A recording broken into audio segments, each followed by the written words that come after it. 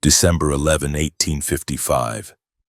Cold air settled over the red clay hills of Lamar County, Alabama, when a son was born in a rough-hewn farmhouse near the little settlement that would later be known as Sulligent.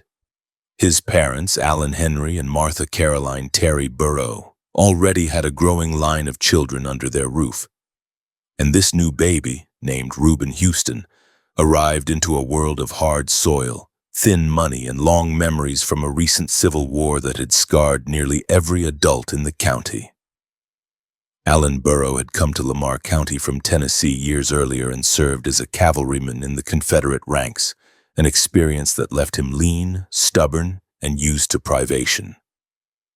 He farmed cotton and corn on land cut out of timber and brush, doing his best to provide for a household that would eventually number 10 children.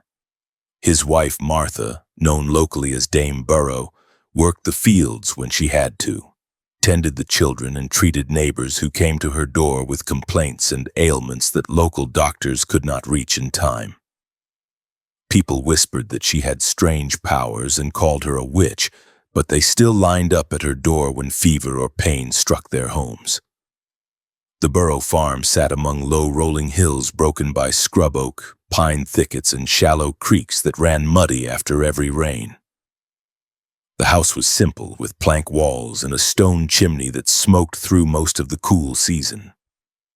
From the time he could stand, young Rube watched his father and older brothers hitch mules, drag plows through packed soil, and swing hoes between cotton rows. Days began before first light with the sound of a fire being stirred and the scrape of iron pots as breakfast was made. The boy learned early that every back in the family carried a share of the work. Rube grew into a wiry, active child who moved through the woods around the farm with ease. He learned to handle a rifle almost as soon as he could carry one, tracking small game along creek bottoms and in the edges of fields. Long walks through those woods taught him where every footpath crossed a hollow, where old wagon roads cut through timber, and where thick brush could hide a person from sight even at close range. He developed a steady eye and quick hands, and he paid close attention to the way broken twigs, bent grass, and faint boot marks told stories about who had passed through and how long they had been gone. Life in Lamar County revolved around church gatherings, trips into Vernon or smaller crossroads stores, and talk of money that never seemed to stretch far enough. Allen insisted that his children learn to read and figure, and he drilled them in basic arithmetic at home when the scattered schools could not keep steady teachers. At night, after the younger ones had been put to bed, Rube and his brother Jim listened as their father and other veterans talked about scouts, ambushes, and sudden raids from the war years. Those tales, mixed with cheap printed stories about Jesse James and other train robbers that drifted into the hill country, held the boy's attention more tightly than any sermon. Among neighbors, Rube earned a reputation as a good worker and a boy who could be trusted with livestock and chores that demanded initiative. He was light on his feet and quick with a laugh, and he often turned hard tasks into contests with his brothers and friends. Yet he also showed a stubborn streak and a willingness to test boundaries. Stories later told in the county claimed that as a teenager, he once pulled a cloth over his face, took up a gun, and held up a neighbor on a lonely road as a joke that turned serious when the man parted with a small sum of money. When Allen learned what had happened, he marched his son back to return every coin and made it known that such behavior would not be tolerated under his roof. The years of Rube's youth passed in a cycle of planting, weeding, picking, and hauling crops to gins and markets. Drought some seasons and heavy rain in others kept the family from ever feeling secure.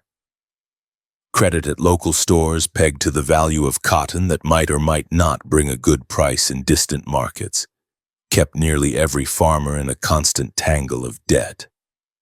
Rube watched his father argue with merchants over figures in ledgers, saw neighbors lose small holdings, and understood that honest work did not always keep a man ahead of his creditors.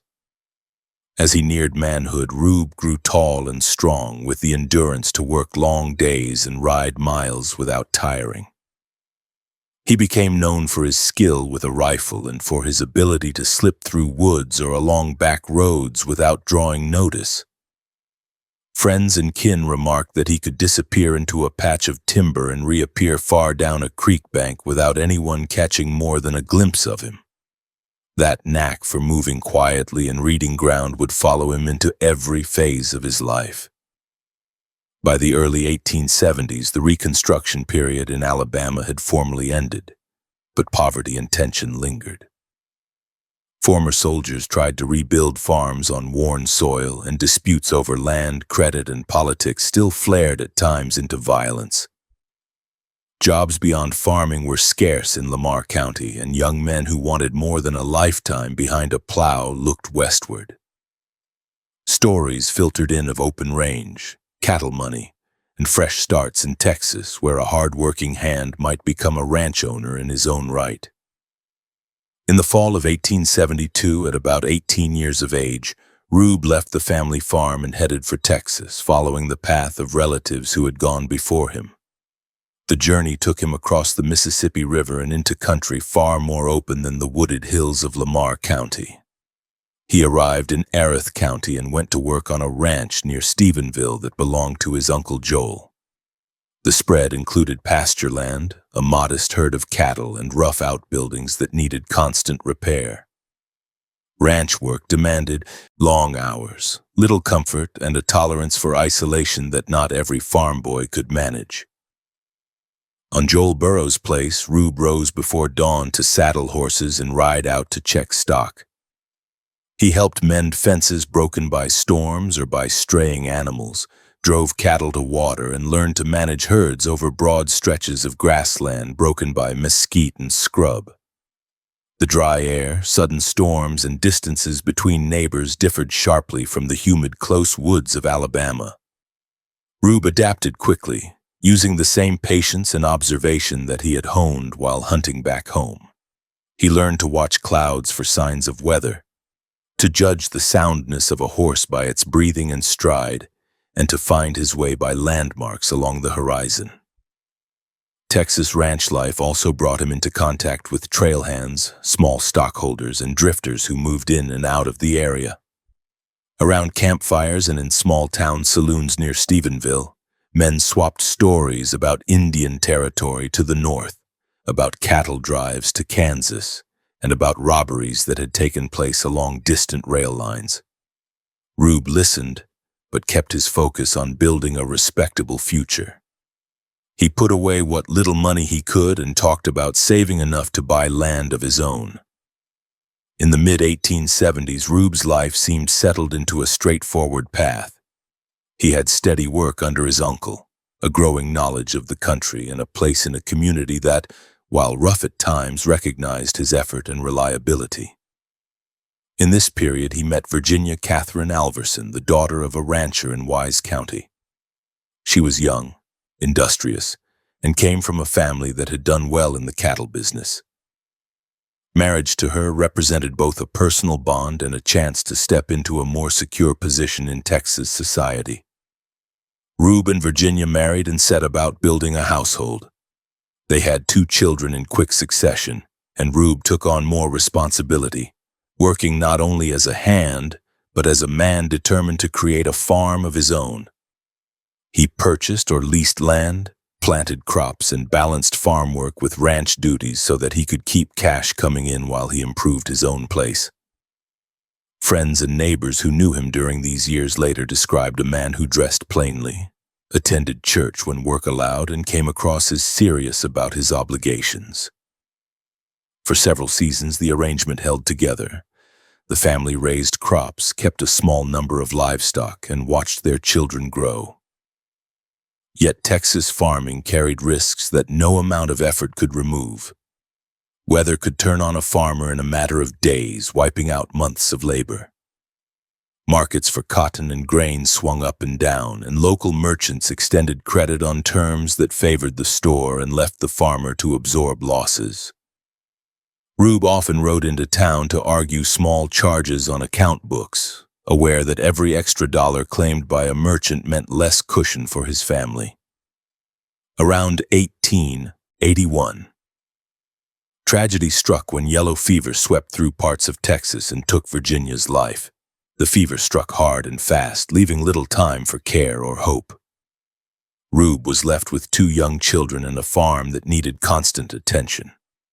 The loss cut deep, and he carried on with a grim sense of duty, doing his best to keep the household afloat while he arranged for his children to spend time with kin who could help mind them when work pulled him away.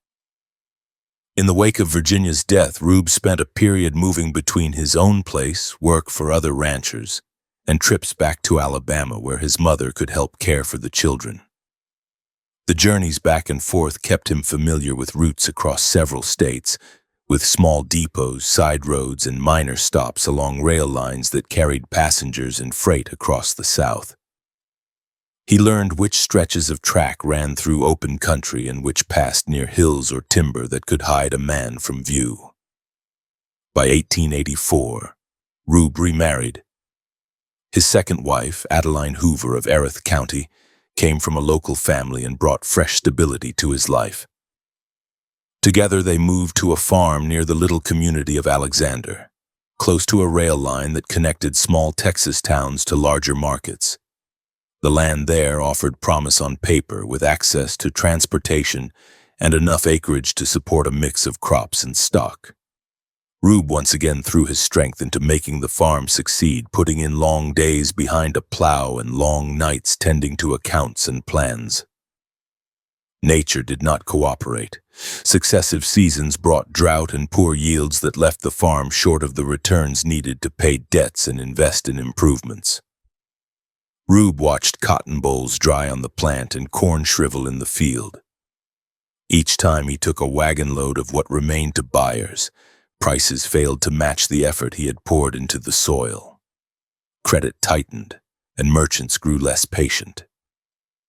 The pressure weighed on the marriage, and by late 1886 the farm failed and the union with Adeline broke apart. During these Texas years, the boy from Lamar County had become a hardened farm and ranch hand who knew backcountry routes, depots, and small settlements scattered from Alabama to the western edge of the Texas lines.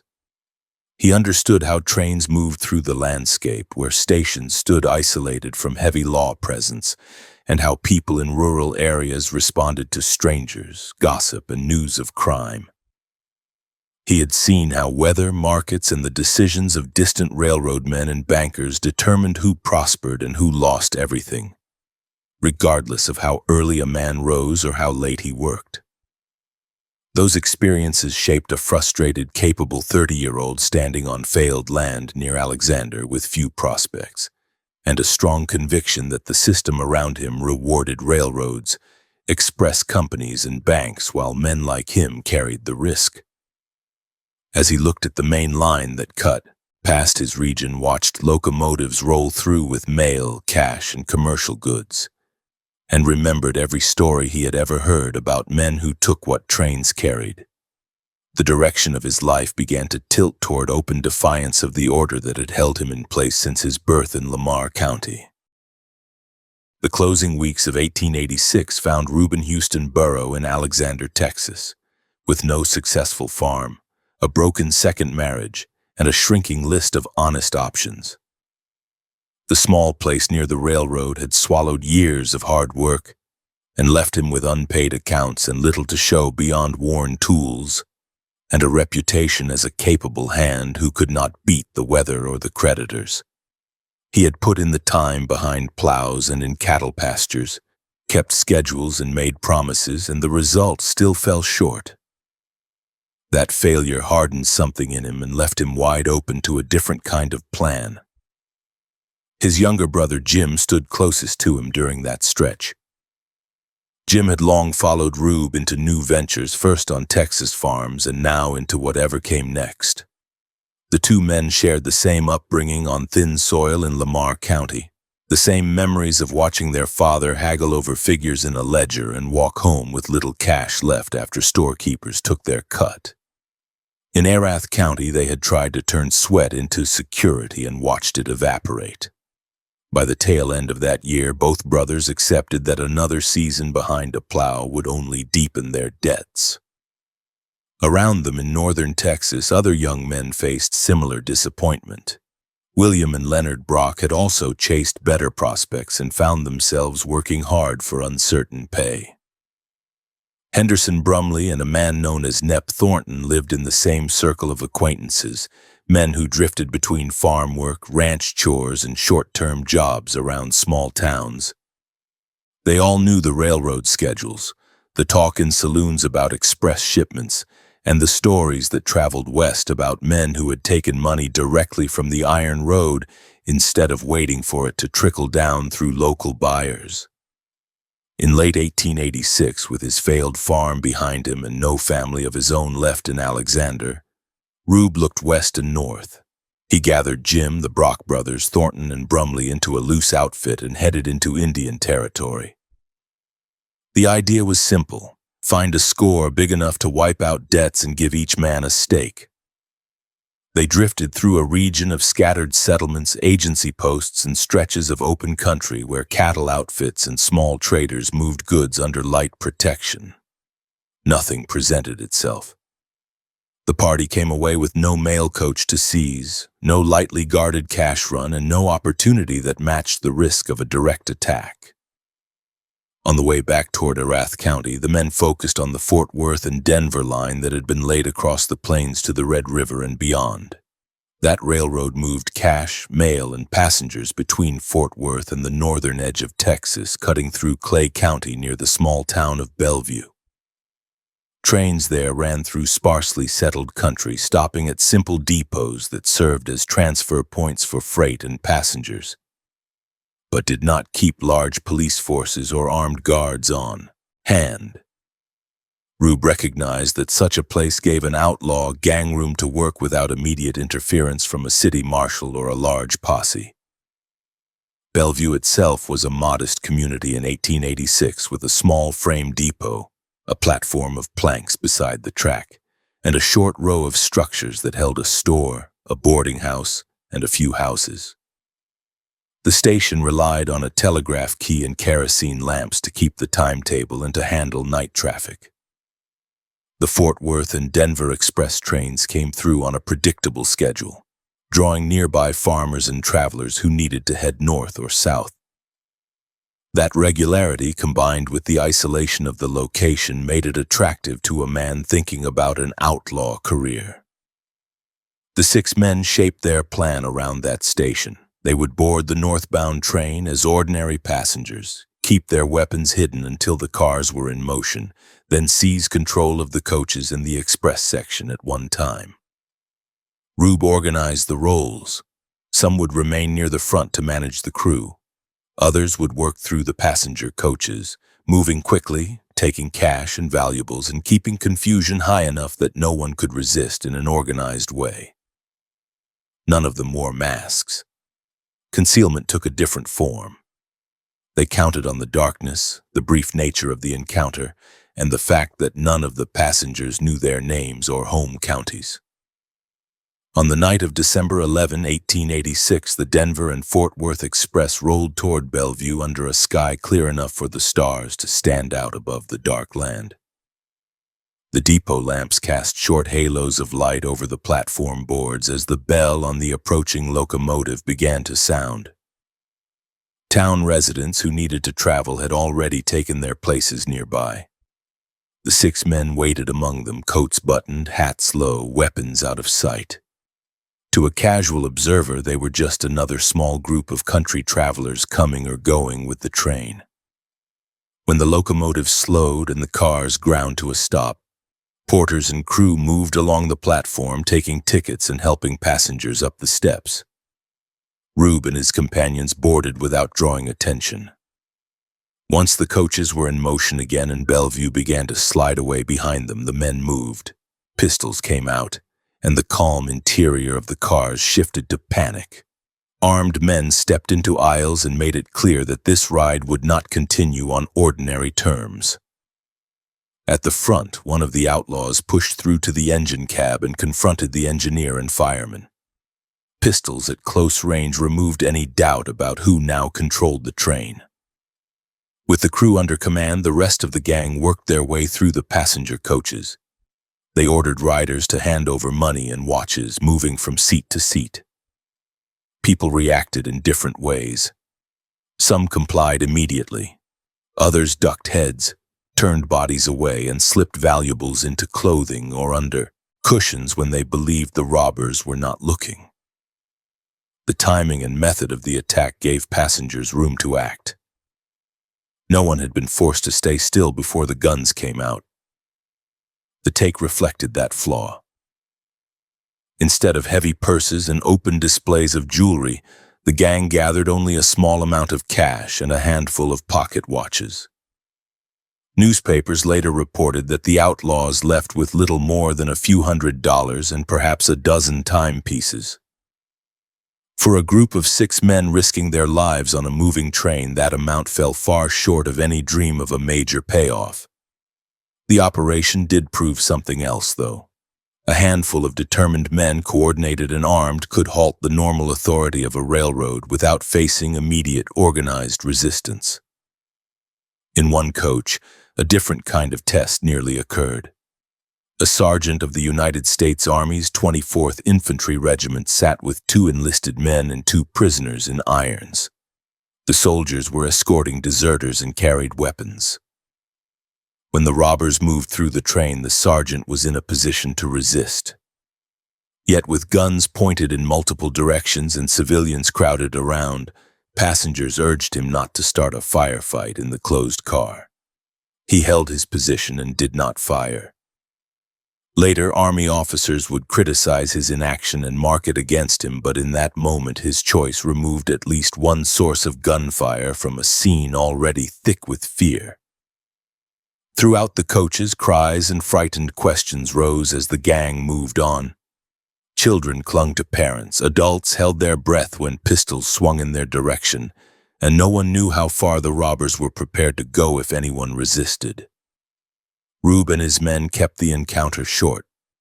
They did not waste time on speeches or empty threats.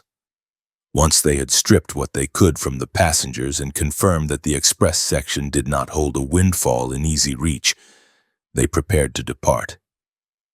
The escape used the same simple structure as the boarding. The engineer, faced with guns, had no choice but to obey instructions. They kept the train in motion and chose their exit point where they believed pursuit would be slow. When the gang gave the word, the crew brought the cars to a halt, and the 6 men dropped away from the coaches into the dark, slipping down the embankment and moving off the right-of-way before anyone could organize a chase. In a short span of time, the clatter of wheels returned as the train resumed its run, leaving the outlaws on foot in the countryside beyond Bellevue. They had no need to linger near the track. The men moved toward prearranged routes away from the main line, taking advantage of their knowledge of local roads and byways. Within hours, they were back among the farms and small settlements where any man on horseback looked ordinary. No one on the train had recognized them as local residents of Erath County. The robbers could melt back into their ordinary surroundings while the shaken passengers rode on to larger towns where telegraph keys sat ready to click out reports of the crime. By dawn, news of the Bellevue robbery had begun to spread along the Fort Worth and Denver line. Train crew members and passengers gave statements in city depots. They described the number of men, the presence of guns, and the general outline of the event. No one had a clear identity for the bandits. Some spoke of hats and coats, others of beards and general build. But law officers reading the reports in Fort Worth and other points along the line could not match those descriptions to known outlaws. This had not been the work of men already famous in Texas criminal circles. Newspapers seized on the story. Headlines announced that a Fort Worth and Denver train had been robbed near Bellevue and that passengers had been relieved of money and valuables by a well-armed gang. Articles mentioned the small size of the haul, the presence of soldiers who had not fired, and the fact that no one had been killed. Readers in towns across Texas shook their heads at the boldness of the act and tried to imagine the scene in the coaches. The identity of the gang remained hidden behind generic terms like masked bandits or desperados, even though the men had not worn disguises. Back in Erath County, the 6 participants returned quietly to their routines. Rube did not stand in public places bragging about the job. He kept his movements calm and placed distance between himself and any open talk about the Bellevue train.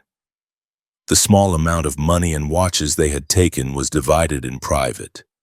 For a short time, each man felt the satisfaction of having taken something from the very system that had kept them short of funds for years. Yet the thin results also underlined that poor planning could turn a dangerous venture into a modest score. For Rube, the Bellevue robbery served as a lesson in both possibility and error. The attack had shown that he and his companions could seize control of a moving train without immediate capture. It also exposed weaknesses in timing, in the handling of passengers, and in the way their faces had been open to view. He understood now that if law officers ever did uncover their names, witnesses would be able to pick them out. He also saw that the real money moved less in pockets and more in the locked compartments of mail and express cars that had gone virtually untouched in this first attempt. Railroad men and local officers began to talk about how to protect future trains along the line.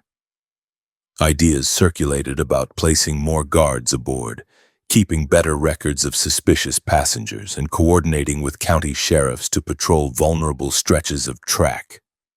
Those discussions moved slowly compared to the speed with which the outlaws could plan their next strike. Lawmen had a description of events and of the general appearance of 6 armed robbers. They did not have a list of names, home, addresses, or family ties.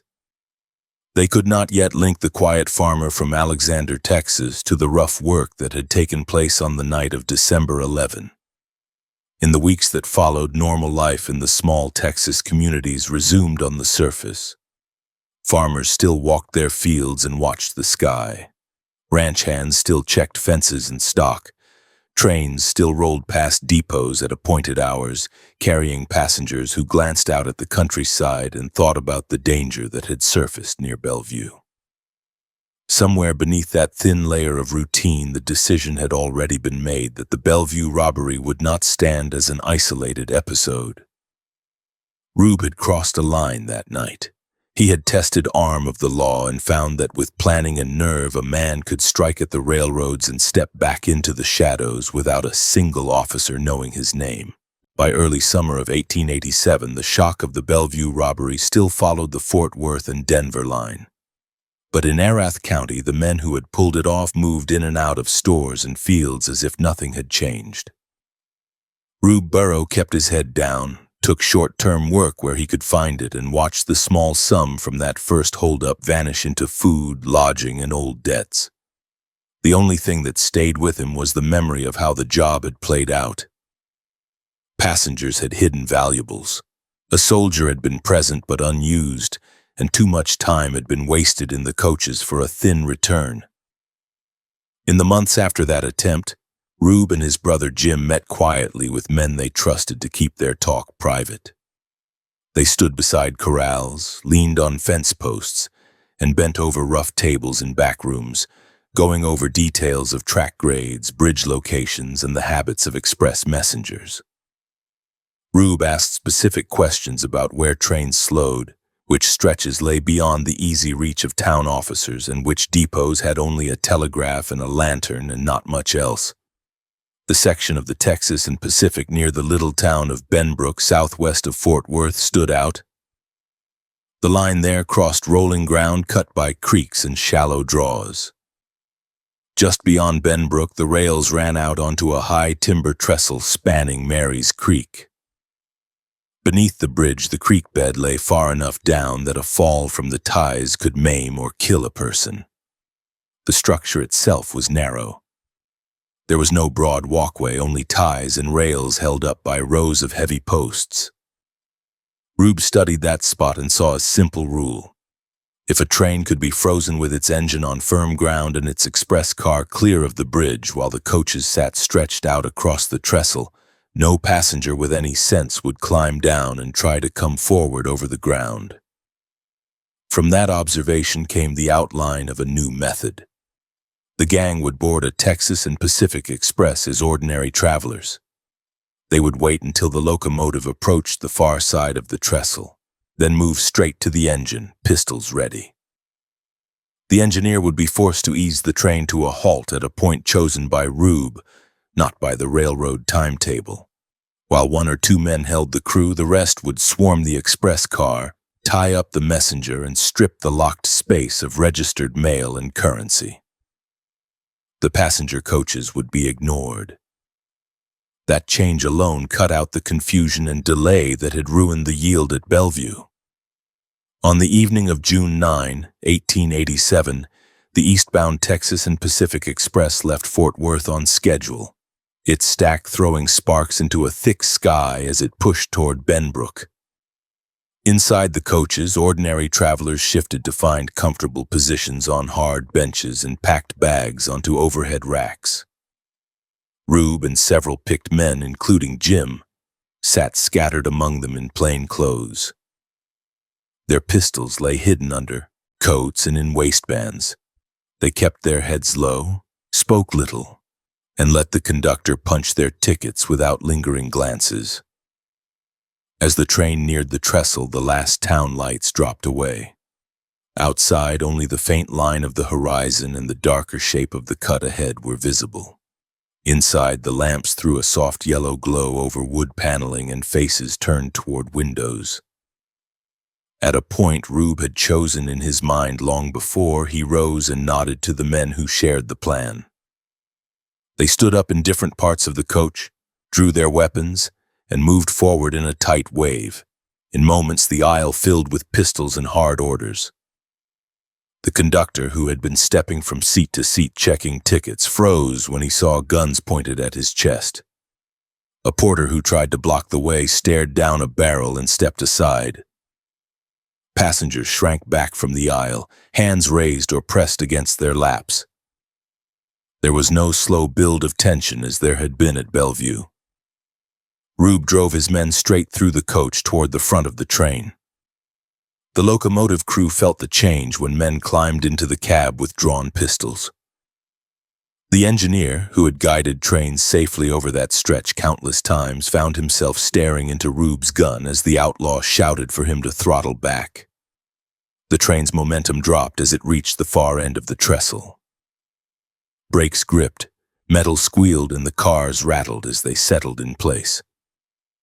When the movement stopped, the engine and express car stood on solid ground ahead, and the passenger coaches lay strung out across the high bridge. Passengers who peered through their windows saw only darkness below, broken by a faint glimmer from the creek that wound along the bottom of the cut.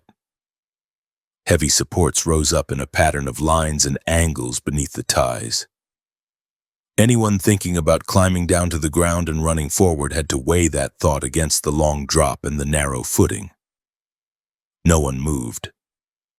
Rube turned from the engineer and drove his men toward the express car. The messenger inside had heard enough to know that trouble was near. He had just enough time to reach for his revolver before the door flew open. A pistol jammed close to his face ended his reach. Hands grabbed his arms, stripped the weapon from his fist, and used cords from the car to lash his wrists. In seconds, he went from guardian of the company's property to a bound witness in his own workspace. The gang fanned out through the express compartment with clear priorities. Mail sacks were slashed open from throat to base. Registered pouches were cut loose from ropes and dumped onto the floor. Envelopes marked with special handling stamps or banking insignia were pulled aside. Boxes that showed signs of being used to ship coin or currency were tossed into a growing pile. Ordinary packages, family letters, and freight with no direct link to cash were kicked aside. The men worked quickly, saying just enough to coordinate their actions. By focusing solely on the express section, they shaved precious minutes off the job. No time was lost marching down the length of the coaches demanding cash and watches while frightened passengers tried to hide what they owned. The money they wanted now sat in front of them in compact form.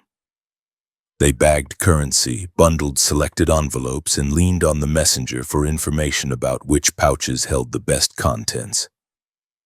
Bound and staring at gun muzzles, he gave them what he knew. Outside, the narrow bridge amplified every sound. Boots thudded on the boards as some of the men carried sacks and boxes down the embankment where horses waited in the dark. Harness chains rattled, tack creaked, hooves shifted in the loose soil. Small, shielded lanterns down below revealed only brief flashes of movement. From the windows of the coaches, the scene looked like a pattern of shifting shadows around the base of the embankment. The height and the confined space of the trestle held the passengers in place as effectively as bars. Through it all, Rube kept the engineer and fireman covered.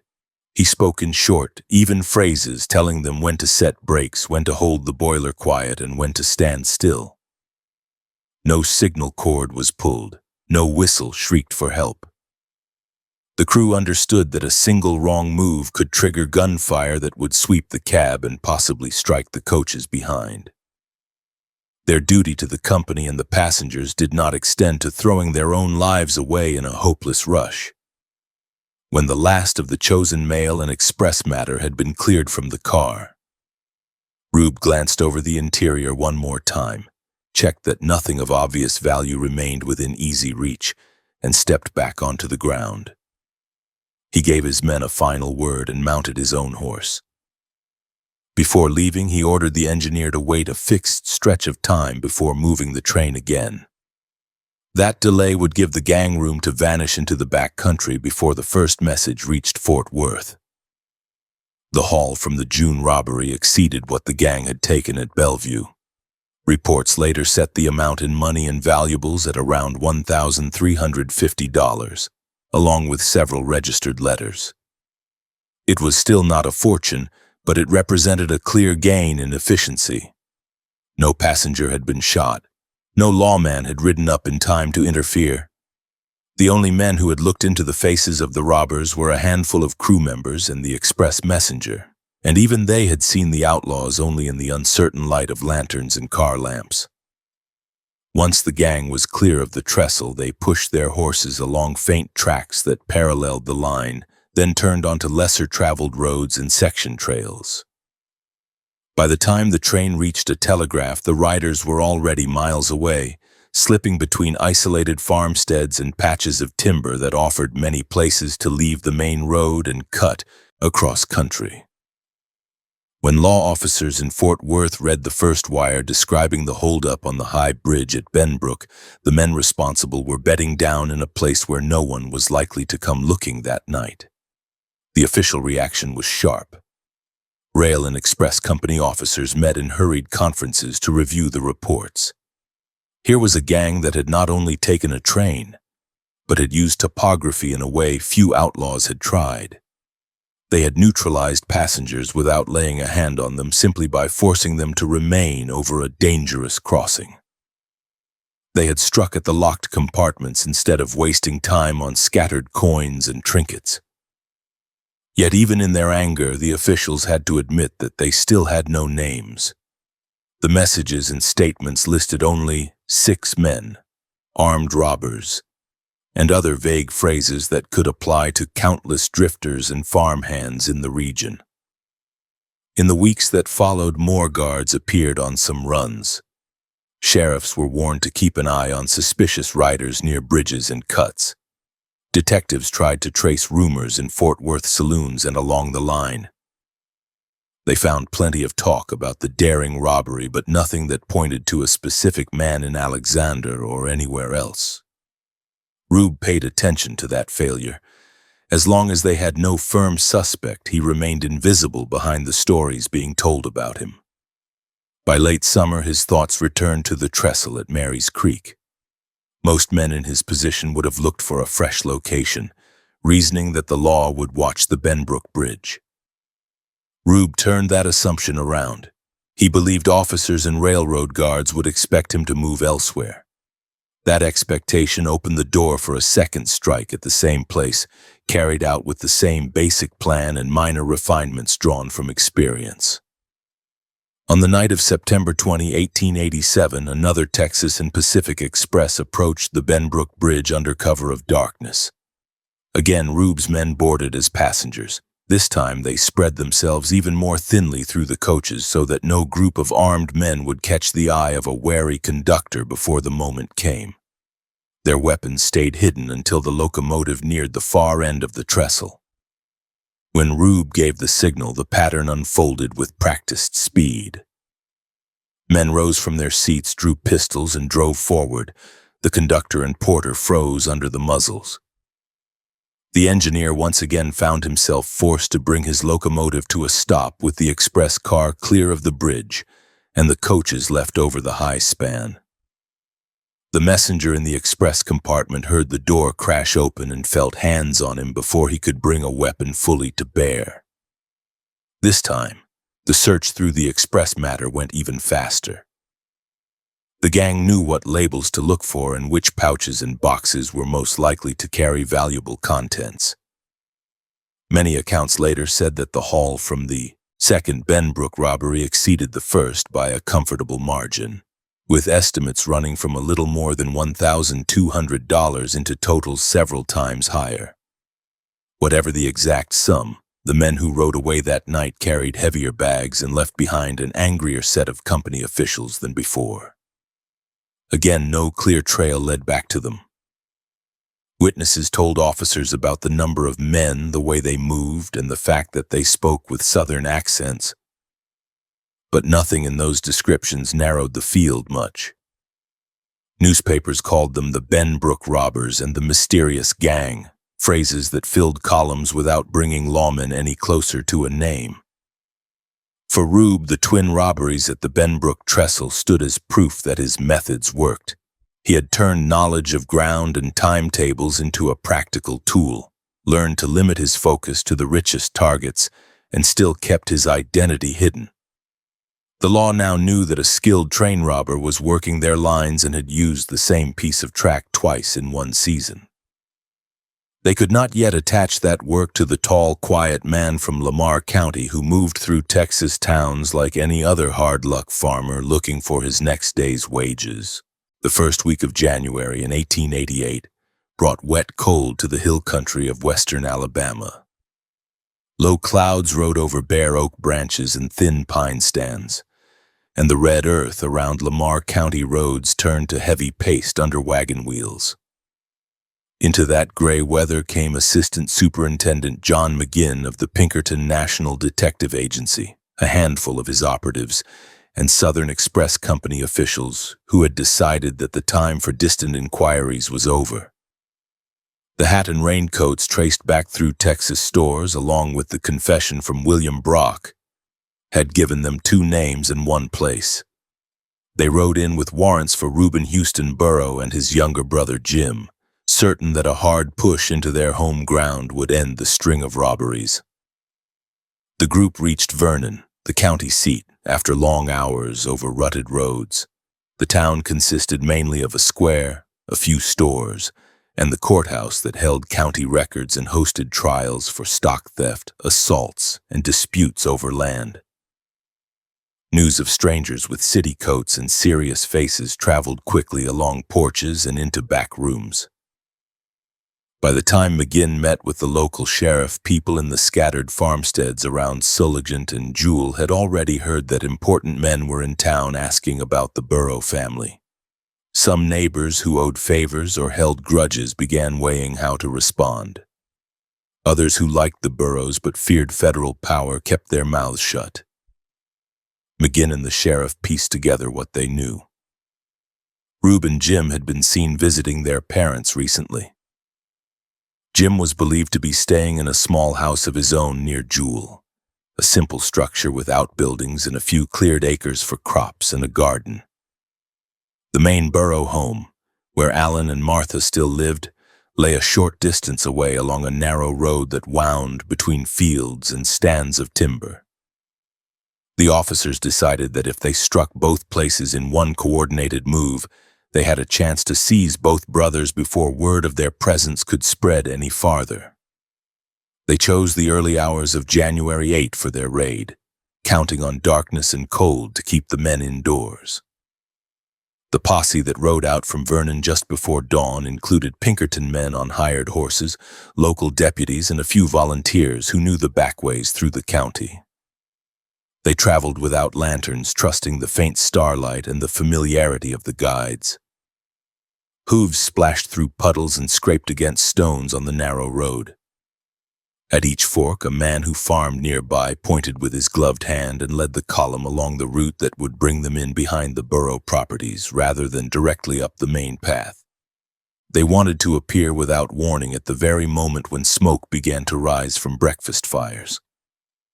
As the outlines of the Burrow homestead came into view, the leaders hushed the group and began sending men to their assigned positions. Some worked their way through brush to get behind the main house. Others angled toward Jim's place, and a few remained in the lane to block any attempt to ride out in a straight run. The cold air carried every snapped twig and clink of metal farther than the officers intended. Dogs near the house began barking and did not stop. Inside, family members stirred sooner than they might have on a quiet morning. Rube, who had grown up in those rooms and knew the ordinary sounds of dawn there, sensed from the pattern of noise outside that more than neighbors' stock were moving. In the dim light before sunrise, someone inside caught sight of mounted men in dark shapes along the fence line. Voices carried low commands. The arrangement of those figures told an experienced eye that these were not simple visitors. Rube and Jim, who had spent their boyhood slipping in and out of the woods around that farm, understood that staying inside meant surrender, or a gun battle in cramped rooms with their parents caught in between. Swift choices were made without argument. Jim moved toward the small house he used with his own belongings, while Rube looked for any opening that would take him out of a tightening ring. The layout of the place gave them options that a stranger might not see. Smokehouses, sheds, and a scattering of trees stood between the buildings and the nearest cover. While officers tightened their circle, the brothers used those shapes to break lines of sight. One went out a back way while the other slipped through a side door behind stacked wood. Shots broke the morning quiet as one of the deputies thought he saw a figure dart between shadows and fired. The bullets drove splinters from a doorframe but hit no one. The posse rushed the house with guns ready, shouting for the Burrows to come out. Inside, Alan and Martha and several younger family members raised their hands and stepped into view, shouting back that the men they wanted were gone. Officers pushed past them and tore through the rooms, overturning bedding and opening trunks. They found clothing, papers, and personal items that showed men had been staying there, but no trace of their real targets. At Jim's place, the story was the same: warm coals in the hearth, scattered dishes, and a half-finished chore or two told of a sudden departure only minutes earlier. Over the next several hours, searchers spread out from the homestead into gullies, thickets, and low fields. They followed faint tracks in the damp ground until those marks disappeared into hard clay patches or tangled undergrowth. The country around Jewel held enough hiding places for a dozen men who knew it well, and Rube and Jim knew every rise and hollow. They could move swiftly from one stand of timber to another, choosing routes that used dips in the land and old trails not marked on any outsider's map. In the first crucial hours after the raid, that knowledge mattered more than the number of guns in the posse. McGinn realized that brute force alone would not win this hunt. He tried to gather information from neighbors and distant relatives, offering money to those who would talk. Some took the cash and provided stories that had little value. Others lied deliberately, sending the search party down side roads while runners carried word back toward wherever the brothers had gone. A few men who disliked what Rube had become still hesitated to help outsiders seize the sons of a local family. Silence and half-truths became as effective for the fugitives as thick brush and low creek beds. For several days, the hills and bottoms west of Vernon echoed with the sound of hooves and shouted names. Men in borrowed coats and city boots cursed the rough ground and the short winter light that ended each day's ride before all leads could be followed. Each sunrise, they tried a new direction. Each dusk, they returned to town with nothing to show but tired horses and the knowledge that two men raised in that country had slipped between their fingers. The more territory they covered, the clearer it became that the brothers were never more than a few hours ahead, yet always beyond rifle range. As the middle of the month approached, rumors suggested that Rube and Jim had moved southeast toward larger towns and rail connections. Brock's confession had named the Louisville and Nashville Railroad as a route the gang had studied before. McGinn reasoned that the brothers might try to use that line, or one feeding into it, to escape Alabama entirely. Notices describing their appearance went out along the company's routes.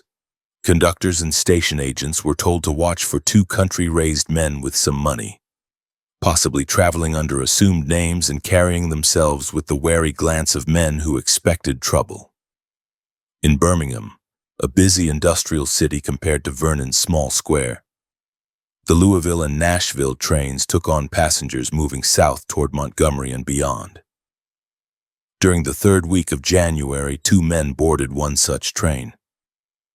They bought tickets quietly and gave names that did not match the ones on the telegraphed circulars, claiming to be buyers looking at cotton and land. They wore plain clothes but carried themselves with a guarded readiness.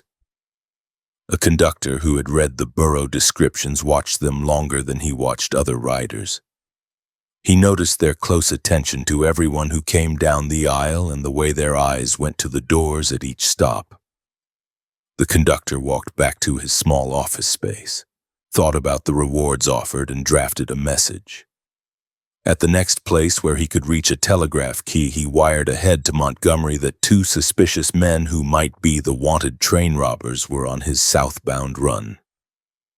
He included their approximate height, clothing, and positions in the coach. The message arrived at the city just as officers there were settling into a routine day. The possibility that the long-chased outlaws might be rolling toward their station changed that mood immediately. By the time the train's headlights showed on the northern approach to Montgomery on January 22, the platforms and nearby streets held more armed men than usual. City police officers, railroad detectives, and at least one Pinkerton man took up positions where they could see the passengers step down. They tried to blend with the small crowd of porters, hack drivers, and vendors, but the weight of their attention centered on the coaches the conductor had identified. When the cars finally came to a halt and the doors opened, passengers began to emerge, some moving quickly to meet waiting friends, others taking time to retrieve bags. Among them came two men carrying simple luggage. One was taller and lean, with a full beard that could hide much of his face. The other had a more compact build and walked with a careful step. Officers eased closer, keeping hands near holsters. A city policeman called out and asked them to stop a moment for questions. The men answered calmly at first. They repeated the story they had given about being buyers from the country. Their voices carried a soft drawl that matched the places from which the circulars said the Burrows came. The policeman suggested that they accompany him to police headquarters just off the square so that identities could be checked against the descriptions in hand. For a few paces, it seemed they would comply. Then the taller man's hand dropped toward the bag he carried instead of remaining where the officer could see it. In a flash, he had a revolver out of the bag and pointed at the officer's chest. Shots exploded at close range. The first bullet struck the policeman and knocked him backward onto the planks. Another round went wild and tore into a man named Neb Bray, a newspaper printing foreman who had been walking nearby and had nothing to do with the arrest. Bray fell mortally wounded before he could reach cover. The platform erupted in panic as bystanders threw themselves flat or ran for any doorway they could reach. Other officers on the scene fired back. One man leveled a shotgun and pulled the trigger, sending a blast of birdshot down the platform. The charge caught the taller fugitive in the shoulder and face, peppering him with pellets that cut skin but did not stop his movement.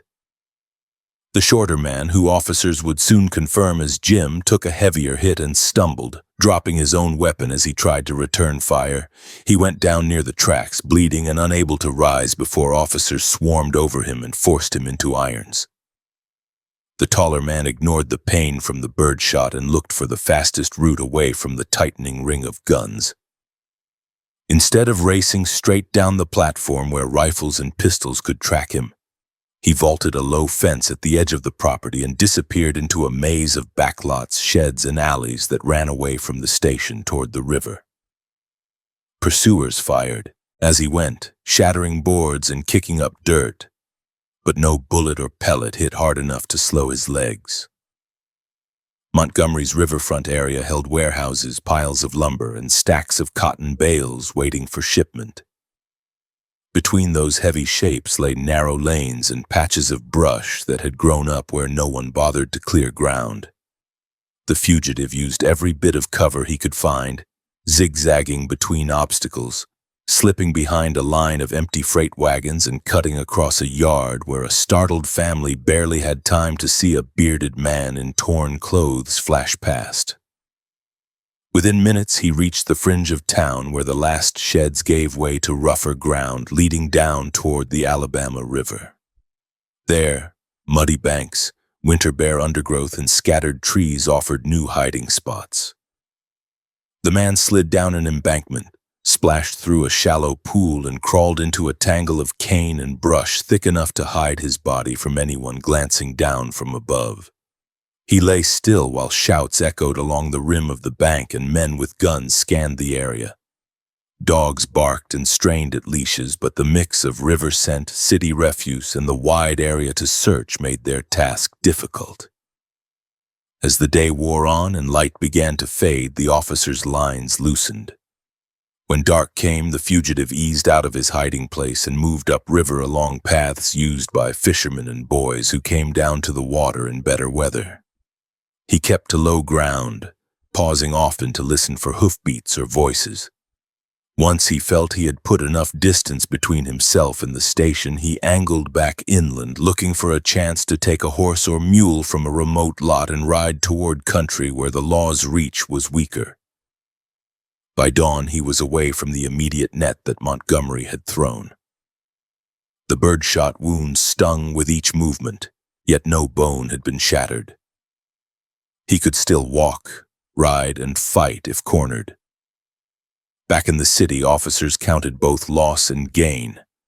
They had one man in custody who could be identified as a leader in the train robberies. Jim, badly hurt, lay under guard in a local hospital and then in a secure cell, facing a future of trials and sentences that would keep him away from open air and horses. They also had a dead citizen in Neb Bray whose killing enraged people who had never paid much attention to the Genoa or Benbrook robberies. Newspaper stories blamed the outlaws for turning a public place into a battlefield and for spilling blood far from any train track. The man who had pulled the gun first at the station and then vanished from the city remained at large. Pinkertons and local police studied maps and tried to predict his next move. But they worked from guesswork, not from understanding of how he thought. That man raised among the hills of Lamar County and hardened on the ranges of Texas had turned a nearly successful coordinated arrest into another narrow escape. Once again, the law had come within arm's reach and still failed to close its hands on Rube Burrow. After the second Benbrook robbery, the Texas and Pacific line hardened its guard, and talk about the mysterious gang circled through Fort Worth newspapers and depot offices. But in Arath County, the men behind those headlines slipped back into ordinary routines. Rube and Jim Burrow tended small herds, helped with neighbors' work, and moved around Alexander and Stephenville like any other hands waiting on better times. They had just pulled off 2 clean holdups in one season, yet no sheriff in Texas had a warrant with either brother's name on it. Knowing that the law still had no idea who had hit those trains pleased Rube more than the money they had taken. By mid-November of 1887, Rube decided that it was safe to visit home. He and Jim rode east from Texas toward Lamar County, Alabama, taking back roads where they could, following rail lines where it made sense, and finally reaching the red soil and familiar timber of the country around Vernon and Jewell. Family and neighbors there greeted them as they always had, with handshakes, shared meals, and talk about crops and children. The brothers walked the streets of Vernon in plain clothes. No one stared at them as wanted men. No officer stepped across a doorway to ask questions. In Lamar County, they were still just hard-working sons who had gone west and made good enough to send money home. The brothers stayed several weeks, moving between the homes of their parents and other kin scattered through the county. At kitchen tables and in yard gatherings, they listened to talk about weather, local disputes, and the occasional crime reported in distant places. No one connected those stories to the quiet men in their midst. Rube used the time to rest and to study maps and timetables that reached well beyond Lamar County. Rail lines converged near the Red River and fed traffic into Arkansas and Texas. Out there, far from the farmsteads and small towns of his youth, money moved in lumps that dwarfed the small payouts from Benbrook.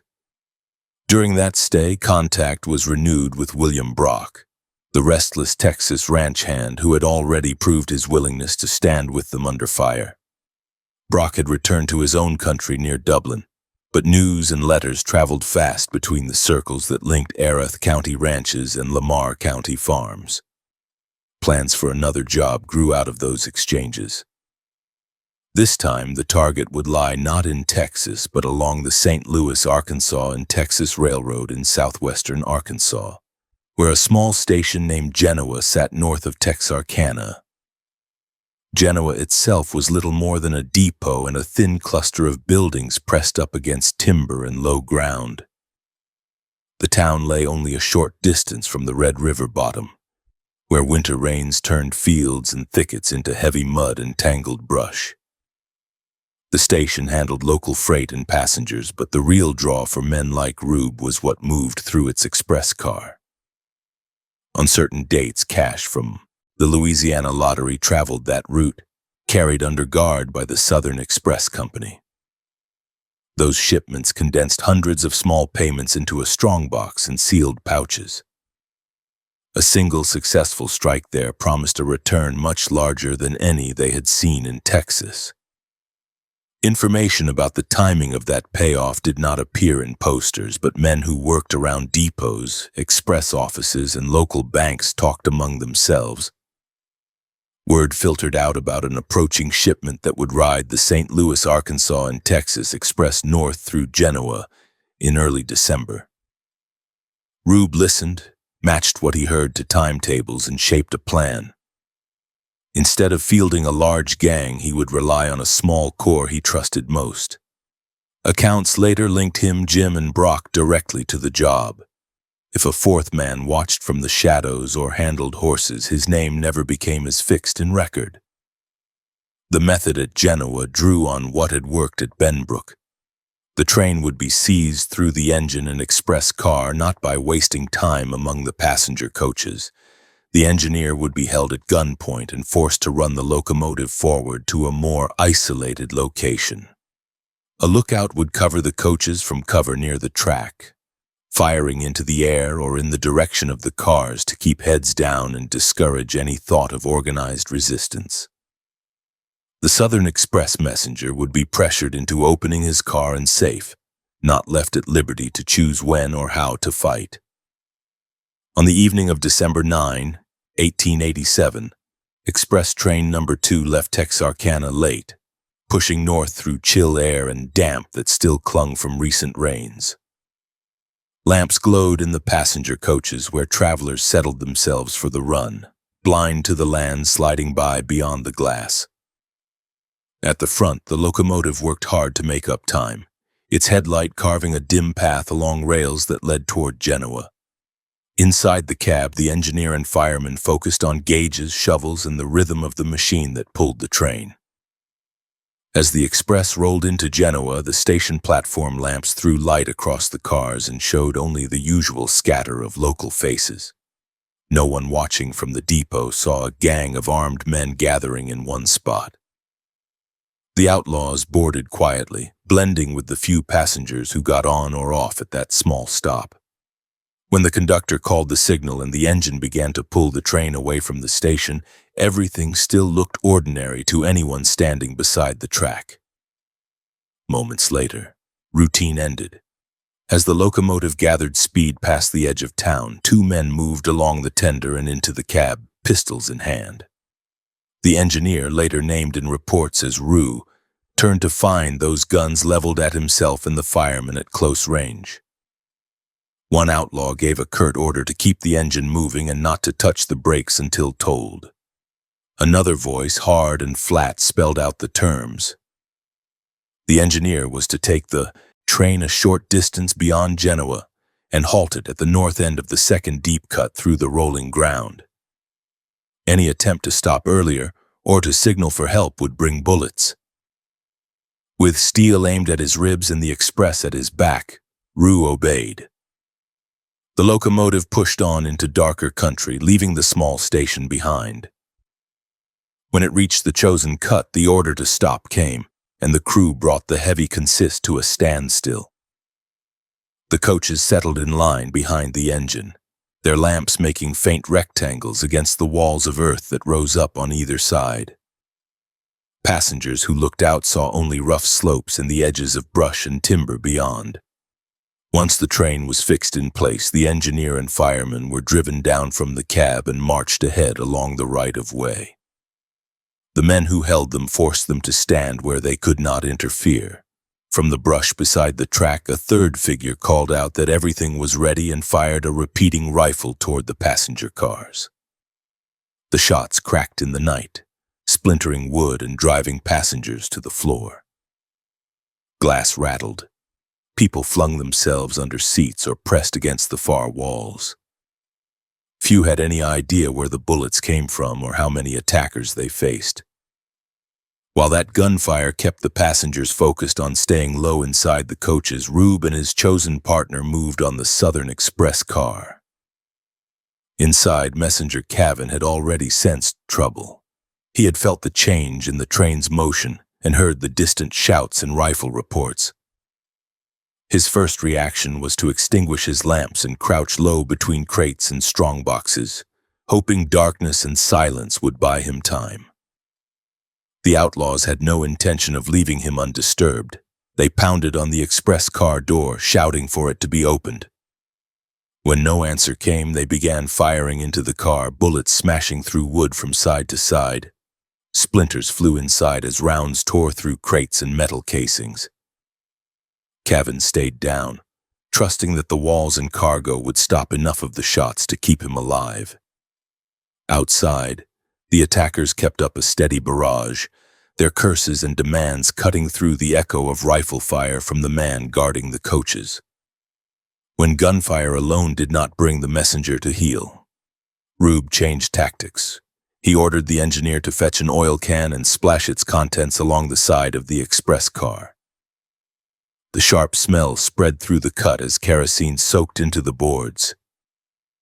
The engineer knew that if it were lit, the car would become a furnace with Cavan trapped inside, and any blast from ignited fumes could rip through nearby cars as well. Under the threat that the express would be burned with him in it, the messenger broke. From inside came his muffled promise that he would surrender if the attackers would spare his life. The outlaws kept their guns trained on the door as locks were worked and bolts drawn back. It had taken close to half an hour to break the man's resistance. But when the barrier finally opened, they stepped in and took full control. Cavan emerged shaken and unarmed, quickly bound so that he could not interfere while they searched his domain. He had kept the safe closed as long as he could. Yet now he had to watch as the very men he had tried to defy rifled the contents of his car. Inside the express compartment, Rube and his partner worked with practiced speed. They broke into pouches marked for special handling, tore open registered mail containers, and pried into boxes that bore the marks of banks and lottery offices. Company records later put the loss at several $1,000s in currency and valuables, with newspaper accounts speaking of a haul from the Louisiana lottery that ran from $10,000 up into much higher figures. Whatever the exact total, the robbers carried out far more that night than they had taken during either run at Benbrook. While the search progressed, the riflemen in the brush continued to fire occasionally toward the coaches, not aiming to kill but to keep passengers pinned and to warn off anyone tempted to interfere. The cramped space, the echo of shots, and the knowledge that the train lay stopped in a lonely cut left the people in those cars too frightened to do anything but wait. No one organized a rush or tried to slip out onto the ballast to flank the attackers. The coach lamps glowed over pale faces and shaking hands while the work at the express car went on. When sacks of currency, bundles of mail, and selected packages had been gathered, the outlaws turned their attention to leaving. They kept the engineer under guard long enough to ensure that no whistle would blow and no brakes would be released until they were clear. Then, with their loot in hand, they moved off the right-of-way and disappeared into the dark growth beyond the cut. Somewhere farther from the rails, horses waited to carry them away from the scene before dawn. In the immediate wake of the robbery, confusion reigned. The train eased onward to a point where the crew could reach a telegraph office. The first messages from Genoa reported that the St. Louis, Arkansas, and Texas Express had been stopped, that the Southern Express car had been riddled with bullets, and that the messenger had been forced at gunpoint and under threat of fire to open up his charge. Early wires gave only rough guesses at the sums lost, but emphasized that the money included lottery funds that would be missed by many more people than a single railroad or bank. Local officers reacted fast enough to show that Rube's gang was not working in a vacuum. Miller County Sheriff Dixon pulled together a posse in Texarkana and rode north along the line into the wet bottomland beyond Genoa. In the small hours before dawn, the group met 3 men walking along the track toward town. The posse let them pass, then wheeled and ordered them to halt. The 3 figures bolted into a nearby cut, and gunfire erupted from both sides. Dozens of shots went back and forth in the dark. When it ended, no one on either side had fallen, and the 3 unknown men melted into the wild ground that stretched away from the rails. At first light, deputies and railroad men combed the area around that brief skirmish. Among the trampled grass and churned mud, they found 2 rubber coats and a slouch hat abandoned near the track. The garments matched pieces that witnesses had seen on the men who seized the engine. The hat bore the stamp of a Dublin, Texas firm. The coats carried a cloth mark used by a wholesaler whose goods moved through several Texas towns, including Stephenville and Alexander. For the first time, the trail from an Arkansas robbery pointed back toward the very country where Rube had been farming only months earlier. The Southern Express Company had not seen one of its trains robbed in many years. Its executives reacted with something more than routine concern. They had turned to the Pinkerton National Detective Agency after a major express robbery in Tennessee in an earlier decade and trusted that organization's methods. Once again, they sent for Pinkerton help. Assistant Superintendent John McGinn from the Chicago office reached Texarkana within 2 days of the Genoa holdup and went straight out to the torn-up cut where the train had been stopped. McGinn stood in a landscape of soaked ground, bare vines and dense brush still slick from winter rain, but he saw past the mud to the clues left behind. He examined the express car with its bullet-scarred boards, walked the distance from Genoa Station to the ambush point, and studied the stretch of track where the sheriff's men had traded shots with the fleeing trio. The rubber coats and hat now in his hands gave him something better than vague descriptions. They were tangible links to specific stores. He sent members of his team westward along the rail lines and wagon roads that led back into Texas, carrying the garments from sheriff's offices to merchants in towns like Corsicana, Waco, Stephenville, and Alexander. At each stop, detectives laid the coats out on counters and asked about the peculiar cost mark stitched inside. The inquiries reached a young salesman named Hearn, who worked for the firm of Sherman and Thalwell. When he examined the coats, he recognized his own handwriting on the cloth. Hearn told the investigators that he had sold one of those coats to William Brock, a ranch hand who spent part of his time near Alexander and whose in-laws lived along the road to Dublin. He recalled that another man had stood with Brock during the purchase, a man who, by Hearn's memory, had later gone on to Alabama. Other detectives fed in their own observations. One had been trailing a free-spending stranger in Waco who matched a robbery description and had traced him to Dublin, where the name Brock surfaced again. Hotel registers in Texarkana carried a William Brock entry from just days before the Genoa robbery. The pieces now pointed in one direction. Before the end of December, McGinn and local officers moved on Brock's father-in-law's home near Dublin. They chose the small hours before dawn on the 31st of December, hoping to catch their target asleep. Surrounding the house, they called out and demanded that the occupants come out peacefully. Brock, faced with rifles in the dark and knowing how much he had to answer for, chose not to fight. Under his pillow, officers later found a heavy Colt revolver and a Winchester rifle, either of which could have done damage if he had decided to resist. Taken to Texarkana, Brock stood face to face with the engineer from Genoa, who identified him as one of the men who had climbed onto the locomotive with pistols drawn. The combination of physical evidence, witness identification, and the steady pressure of questioning wore him down. Within days, he confessed his role in the Genoa robbery.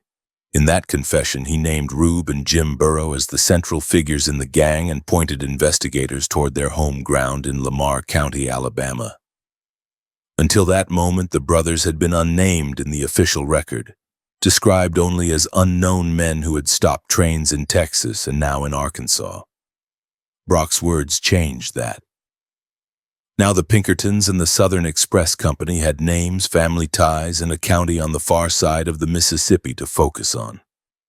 They still did not understand that the man they were chasing knew the land, the farms, and the roads around Lamar County better than any detective who came in from outside. As the year 1887 closed, McGinn prepared to carry the chase east. He assembled men, gathered information about roads and settlements in Lamar County, and made arrangements with Alabama officers. In their planning, the steps looked straightforward. They would ride to the Burrow homestead, surround it, and bring in the brothers whose names had finally surfaced. Out in the hill country around Vernon, Rube spent those same days visiting relatives and keeping to his own quiet habits. Unaware that the first serious effort by professional detectives was already moving across state lines toward the home farm where he had been a boy. March to December 15, 1888. The weeks after the Montgomery escape left Reuben Houston Burrow moving alone through country he knew, with birdshot still lodged in his neck and shoulder, and his younger brother locked in a distant jail. He kept to back roads and farm lanes, using creeks and timber as screens until the sound of organized pursuit faded behind him. When he reached Lamar County again in early spring, he did not ride straight up to the family house in Jewel in broad daylight. He worked his way in step by step, making sure no strangers watched the lane or sat waiting in borrowed wagons near the gate. Only when he was satisfied that the immediate heat had shifted elsewhere did he step back into his parents' yard. Inside the Burrow house, news traveled in low voices. Jim had been carried west after his capture in Montgomery. Authorities had moved him through Arkansas under guard, and now he sat in a cell linked to the Genoa case and the earlier work in Texas. Letters that came back from relatives on that side of the river spoke of sickness, poor air, and a man whose lungs had never been strong. Rube listened and weighed one fact above all. His brother was still alive, and men with warrants planned to keep him in iron until a judge ordered worse. A simple idea began to harden. If officers could move a prisoner along a railroad line, another man who understood trains and timetables could reach into that system and pull him back out. Rube knew he could not do it without help. He thought of the men who had stood with him in Texas and Arkansas, measuring each name by nerve and by how badly the law wanted him already. The one who fit best was Leonard C. Brock, the ranch hand from the Alexander country who had ridden into danger at Genoa and now lived with a price on his head. Word went out from Lamar County in careful ways. Short notes traveled through hands that could be trusted. A telegram passed under an assumed name. The message told Brock that the leader he had followed on Texas tracks needed him again, this time east of the Mississippi. When Brock answered the call, he came not as a farm laborer, but as a man who knew he could not safely hold his old identity in public anymore. Together they settled on a fresh name that could carry its own weight. Brock would become Joe Jackson, borrowing the reputation of a Texas train robber whose name already unnerved some officers. The alias did more than hide Brock. It created the impression that Rube had joined forces with a second hardened outlaw, someone new and unpredictable. In reality, the man behind the new name was the same one who had already ridden with him, but the title Joe Jackson gave him room to move in and out of towns where the name Brock had begun to draw questions. When the two men stepped onto a platform now, they were the bearded farmer from Lamar County and a compact partner with a name out of wanted posters. In March, the pair left Lamar County again. They did not head straight for Texarkana. A rescue job demanded money, weapons, and a place to plan where detectives were not already knocking on doors. They traveled first by rail to Columbus, Mississippi, riding in plain clothes in mixed coaches where laborers, small landowners, and drummers shared seats. From there, they slipped out of the more settled belt and moved south toward the pine country near the Gulf. Part of the route followed rails. Part of it followed riverboats that pushed through brown water lined with cypress and low brush. The end of that path brought them into the backwoods of Baldwin County, Alabama. Baldwin County's interior did not look like Lamar's red hills. Here the ground lay flatter and heavier in places, broken by sand roads and wet sloughs where insects rose in clouds when the weather warmed. Pines stood in thick stands cut through by narrow tramways and wagon ruts that led to logging camps. Those camps were rough clusters of cabins and sheds built close to saw pits or portable mills. Men came there to fell timber, strip limbs, and haul logs out with ox teams to loading points where the wood could be sent on toward bigger mills or shipped as rough stock. Rube and Joe walked into one of those camps as strangers looking for work. They gave simple names, kept their story close to the truth in its broad lines, and said they had come south for a season of lumber work. The foreman did not recognize either of them from photographs or circulars. What he saw were two men who looked strong enough to hold a peavey, throw brush, and manage oxen through wet ground. He put them on the payroll as hands at a sawmill and log yard tucked back from the nearest public road. Daily life at the camp had its own grind. Before sunrise, the cookhouse lamps came on and the smell of coffee and fat meat spread across the clearing. Men filed through for tin plates of biscuits and gravy, eating fast in the chill. Rube and Joe took their places in those lines, saying little, listening a lot. After breakfast, some crews headed into the woods with axes and saws. Others hooked teams to loaded wagons. The air filled with the sound of cross-cut blades, the crack of falling trunks, and the steady creak of harness. By midday, the humidity wrapped itself around everything. Mud clung to boots and wheels, and sweat ran under shirts that had to be worn loose to keep work possible. In the evenings, men sat on rough benches outside bunkhouses, talking about wages, sickness, families in distant towns, and small wants they might satisfy when they were paid off. Rube and Joe listened without sharing their own history. They learned which rivers tied this patch of timber to the rest of Alabama, which landings along the Tensaw and Alabama rivers saw regular steamboat traffic, and where local law officers lived. None of the talk suggested that anyone in Baldwin County yet connected their faces to Genoa or Montgomery. The camp's isolation worked in their favor. The closest post office sat miles away along a sand road that turned to loose dust in dry weather and to soup when rain fell. Telegraph lines did not run anywhere near the bunkhouses.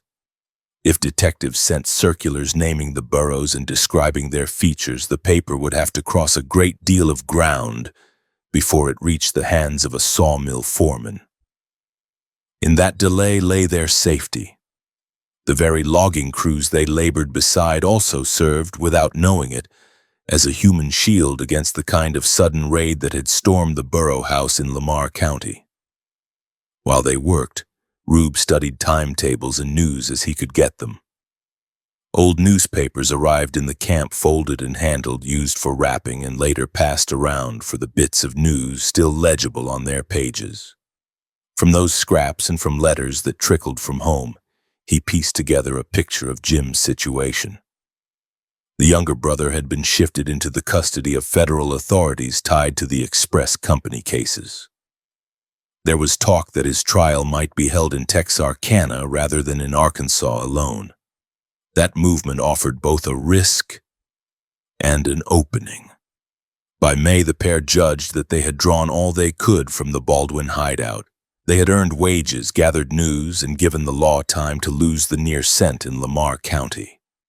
They left as quietly as they had arrived, with no farewell beyond a nod to the cook and a handshake for a fellow worker who had shared a bunk room. The path north wound back through Columbus and into the hill country again. Along the way, they bought what they needed without lingering long in any town. They reached Lamar County with the look of men returning from seasonal labor, not fugitives fresh off a gunfight in a city depot. Back at home, the talk at Burrow tables turned again to Jim. Letters from the West spoke of a trial date that would not come quickly, of a jail doctor's comments on his lungs, and of officials who believed that a man could be held securely in a brick and iron building near the Texas line. Rube thought otherwise. He began to map out a new plan, one that would carry him and Joe to the very edge of that jail in hopes of breaking his brother loose before the courts could act. In late summer, they moved again. This time, their route slanted northwest, following stretches of rail that led toward Little Rock and then toward Texarkana. They traveled in separate cars when they could, or even on different trains over the same line, arranging to meet at certain points so that no single conductor would see them together too often. In depot towns, they kept away from the brightest corners and listened for news about prisoner transfers. Somewhere along that chain, schedules slipped. The train carrying Jim moved earlier than expected or through a different connection. By the time Rube and Joe reached Texarkana, the man they had come to rescue was locked behind thick walls and screens, guarded in a way that made any open assault impossible. They stayed on the edges of that town long enough to take the measure of the place. Armed officers walked near the jail day and night.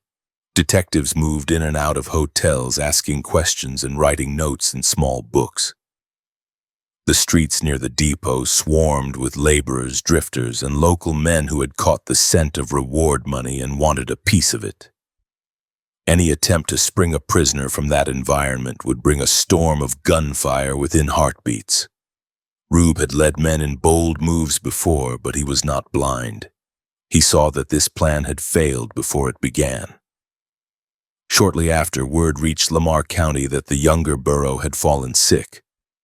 The air in Texarkana's jail was heavy, the food plain and short, and the strain of months under guard wore a man down. In early October, a letter came home carrying the worst news. Jim was dead, taken by disease behind bars before any jury could speak.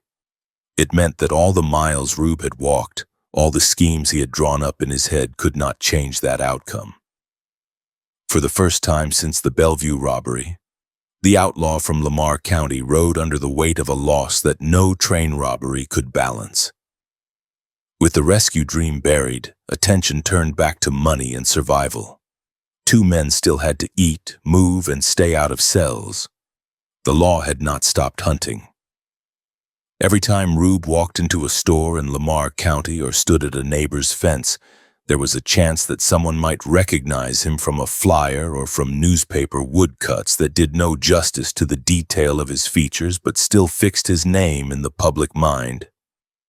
Late in the year, he and Joe slipped west again, choosing a route that bent through Mississippi rather than through the Arkansas and Texas country where the Pinkertons had already dug in. The Illinois Central line ran like a spine through Mississippi, carrying passenger and express traffic between New Orleans and northern cities. Along that route lay the little town of Duck Hill, a depot with a few streets, some trade in cotton and supplies, and a place where trains slowed but did not linger long. The area north of the station offered short stretches of track where the land fell away into low cuts and where timber and brush grew close to the right-of-way. Rube saw in that layout another version of the advantage he had used at Benbrook, a way to fix a train in place away from help while he worked on the express car. On the night of December 15, 1888, a northbound Illinois Central Express rolled into Duck Hill under a sky with thin winter clouds. Lamps shone from the depot windows and from a few nearby houses. The headlight of the locomotive washed over the platform and picked out the scattered figures waiting to board or to meet incoming passengers. Among those shapes were two men whose faces were partly covered by the brims of their hats and the high collars of their coats. Just before the train came to a stop, each man tied a pocket handkerchief up over his nose and mouth, cutting off any easy view of his full features. As the express halted, the conductor stepped down, called the station name, and began to help passengers on and off. Rube and Joe did not enter the coaches like ordinary riders. They stayed close to the engine, moving only when the routine work of taking on water and exchanging mail pouches had drawn attention away. When the signal came for departure and the locomotive began to pull, they clambered onto the moving engine from the outside, gripping iron handholds and hauling themselves up to the narrow cab. Inside, the engineer and fireman had only a moment to register that something was wrong. Two masked men suddenly filled the cramped space, each holding a heavy Colt revolver. One gun went to the engineer's midsection, the other to the fireman's chest. Orders came fast and flat. The engineer was told to keep the train moving out of town, not to pull the whistle cord, and not to touch the brakes until he was told to stop. The fear on his face told Rube he understood that hesitation could mean a shot discharged at arm's length. For roughly a mile, the express rolled north through darkness. The depot lights faded behind, replaced by the dim outlines of trees and the shapes of embankments sliding past on either side. When the train reached a lonely stretch that suited them, the robbers ordered the engineer to ease off the throttle and bring the consist to a halt. Brakes caught. Cars shuddered. The coaches came to rest in line behind the tender, their interiors still lit by oil lamps as puzzled passengers looked toward the front to see why they had stopped in open country. Once the wheels stopped turning, Rube forced the engineer and fireman down from the cab and marched them a short distance along the ballast to keep them away from the express car. Joe took up a position where he could watch both the crew and the path back along the train. In his hand, he still held the pistol that had cowed the fireman. Another shot or two fired into the night near the coaches made sure that no curious passenger thought about climbing down to investigate. Those sharp cracks, coupled with the sudden stop, drove people inside to crouch on the floors and peer out only through the smallest slits in the window curtains. The express messenger stationed in the car behind the tender heard the change in the engine's song and the hiss of steam as it came to rest. He had been hired and armed to protect the safe that stood bolted to the floor among crates, bags, and stacked boxes. The pounding on his door and the shouted command to open up left little doubt about what was happening. He refused at first, hoping that delay might give some officer on the train time to organize resistance. That hope met the same answer that had been used at Genoa. Pistol shots blasted through the wood and splinters flew inside the car. The messenger ducked low, behind cargo, listening to rounds chew into crate sides and metal bands near his head. With the door still closed, the attackers stepped up the pressure. One of them threatened to blow the car apart, safe and all, if it did not open soon. The messenger had to weigh his duty to the express company against the knowledge that he was alone in a box with two armed men outside willing to fire blind into his position. After enough shots and shouted warnings, he relented. The bolt slid, the door cracked. Rube pushed through with his pistol leveled and ordered the man away from the safe. Inside the express car, the work followed a pattern they now knew well. Registered pouches were located first, pulled from their hooks or racks and ripped open for the envelopes inside. Parcels that bore bank notations or company marks hinting at high value were stacked near the door. Ordinary freight and personal trunks were shoved aside unless something about them suggested cash or negotiable paper. The messenger, disarmed and under guard, had to stand and watch as the men he had tried to hold off took apart the very cargo he had been hired to protect. While this stripping of the safe and the selected packages went on, the conductor had not been idle. As soon as he understood that the engine had been taken, he moved to get word back to Duck Hill. Accounts later described him making his way down the train in the confusion, reaching a point where he could either set out on foot for the depot or send a wire from the first telegraph instrument he could reach. In those moments, he also spoke with passengers who had weapons and were willing to use them. Two men stepped forward. One was Chester Hughes, a passenger who carried a Winchester rifle. The other was John Wilkinson, who had a revolver. They moved toward the front of the train, keeping low along the side of the coaches and using the hardware of the cars as partial cover. The light from the coach lamps fell in strips on the ballast, giving them only broken shadows to work in. They knew that the men ahead of them had already fired without hesitation and that any attempt to interfere would draw more bullets. Even so, Hughes chambered a round in his rifle and advanced toward the express car door. Near the car, the quiet broke apart in a short, violent exchange. When the figures of Hughes and Wilkinson came into view, one of the robbers at the head of the train shouted a warning and swung his pistol toward them. Hughes raised his Winchester. Shots followed almost on top of one another. In the flash and smoke and confusion, it was hard for anyone to count which man fired first. What witnesses on the train agreed on later was that Hughes took a bullet in the upper body and went down hard. As he fell, his weight slammed into Wilkinson. The impact knocked Wilkinson's revolver out of his grip and sent it skidding away on the cinders. Faced with a partner on the ground and guns still pointed his way, Wilkinson had to pull back without getting a shot off that made any difference. Hughes died from that wound, becoming the first passenger killed while directly resisting one of Rube's train robberies. The blood on the ground near the express car and the shock written on the faces of those who later saw the body underlined that this was no longer only about money taken from companies. A man who had paid for a ticket and tried to stand up in defense of a train now lay dead on the cold earth outside a small Mississippi town. In later questioning, Joe Jackson would admit that he fired at Hughes and believed his own bullet struck him, while other stories held that the fatal shot might have come from Rube's gun. Whatever the exact path of the ball, the result was clear and ugly. With a body on the ground and the possibility of more armed passengers now very real, the robbers moved quickly to finish. They grabbed the sacks of currency, the envelopes they judged valuable, and a portion of loose coin.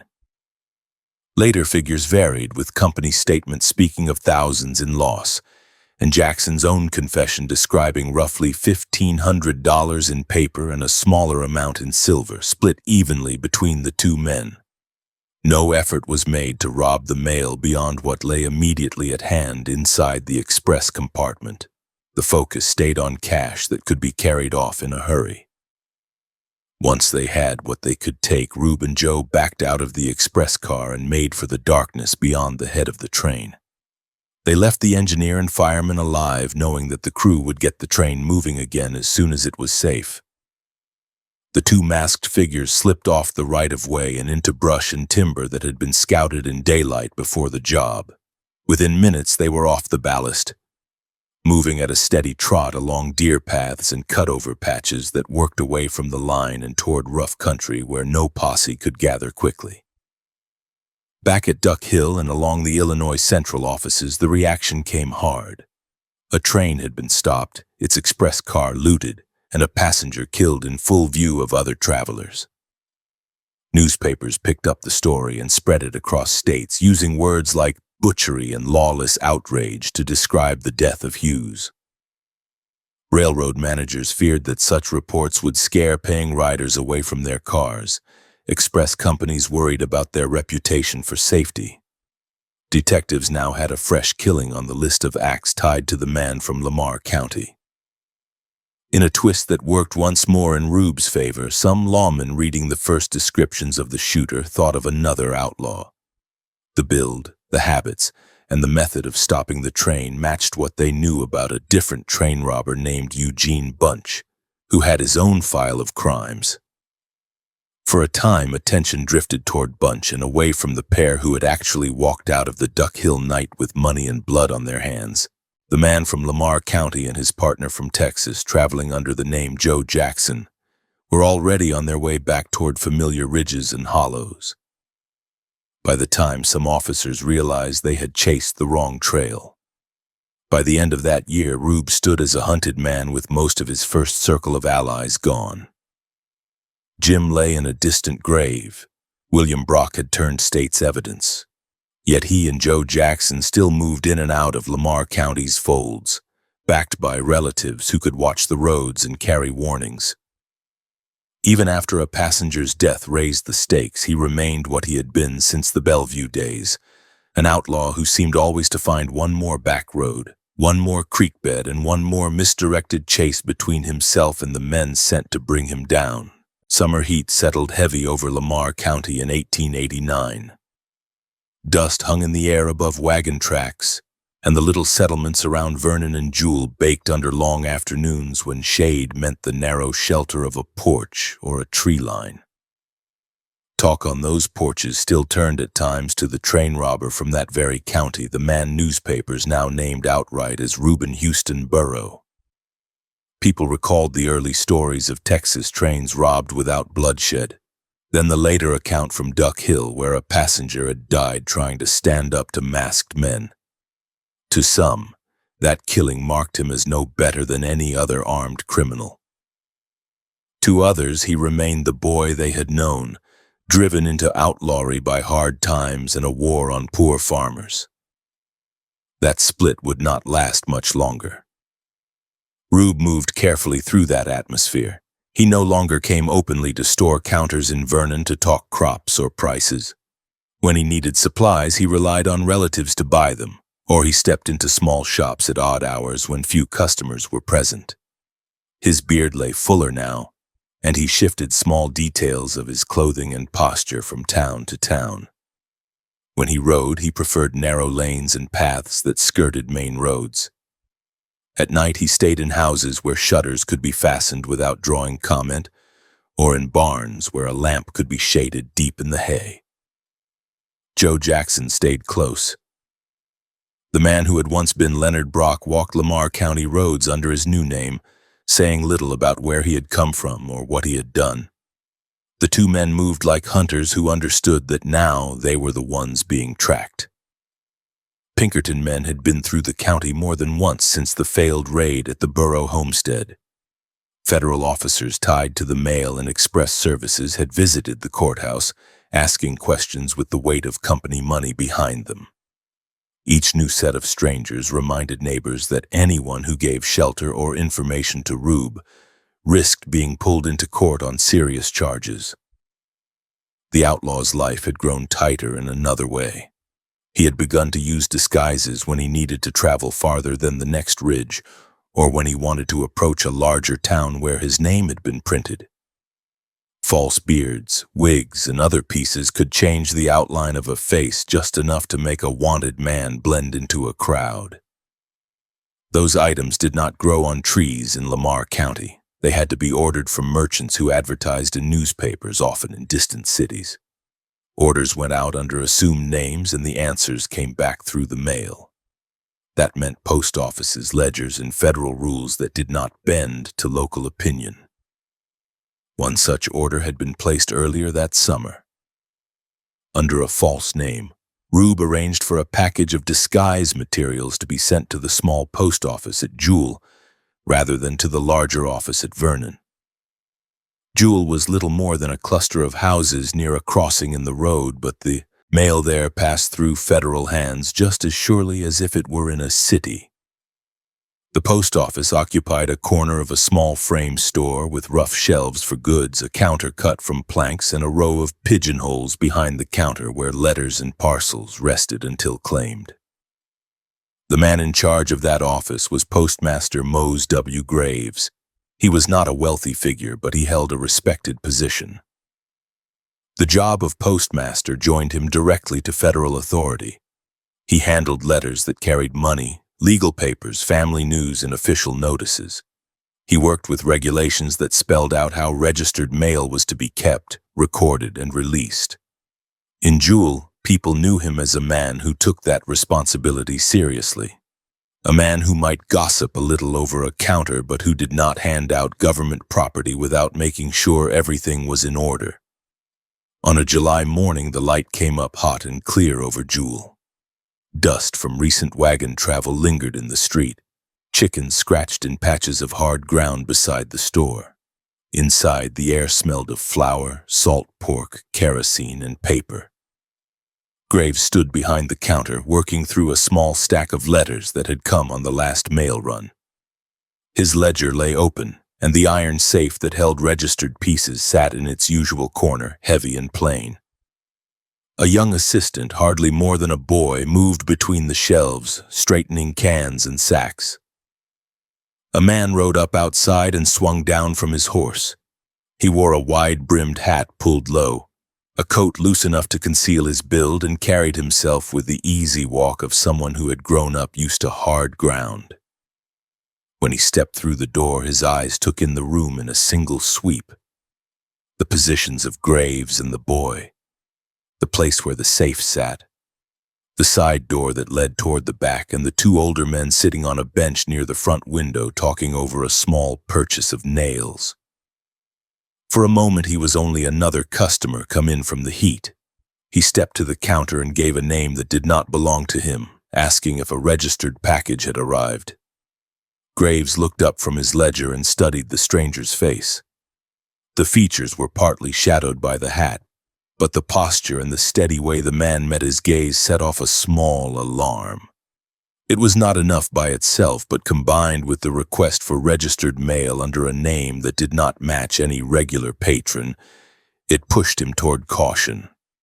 He turned to the pigeonholes, checked the tags, and saw that a package bearing that false name was indeed there, noted in the book as received and held. Instead of handing it over, Graves asked the customer to spell the name again. He then asked where the man lived, how long he had been expecting the parcel, and what he knew about its sender. The answers came back in short, controlled phrases. The man claimed to be from another part of the county and to have ordered goods by mail. The details of his story did not sit right with the postmaster. Federal instructions had circulated warning small offices to watch for suspicious claims on registered pieces connected to train robbery suspects. Crude sketches and written descriptions of Rube had reached even this small outpost. Graves did not see enough to identify the stranger with certainty, but he saw enough to insist on care. He closed the ledger and said he could not release the package without proper proof that the man in front of him was the one to whom it had been addressed. He might have used a steady, even tone. He might have tried to soften the refusal with an explanation about rules from Washington. Whatever the exact words, the effect was the same. The man on the other side of the counter stiffened. His hand, which had rested on the worn wood, edged closer to his coat. Behind Graves, the young assistant watched the exchange with widening eyes.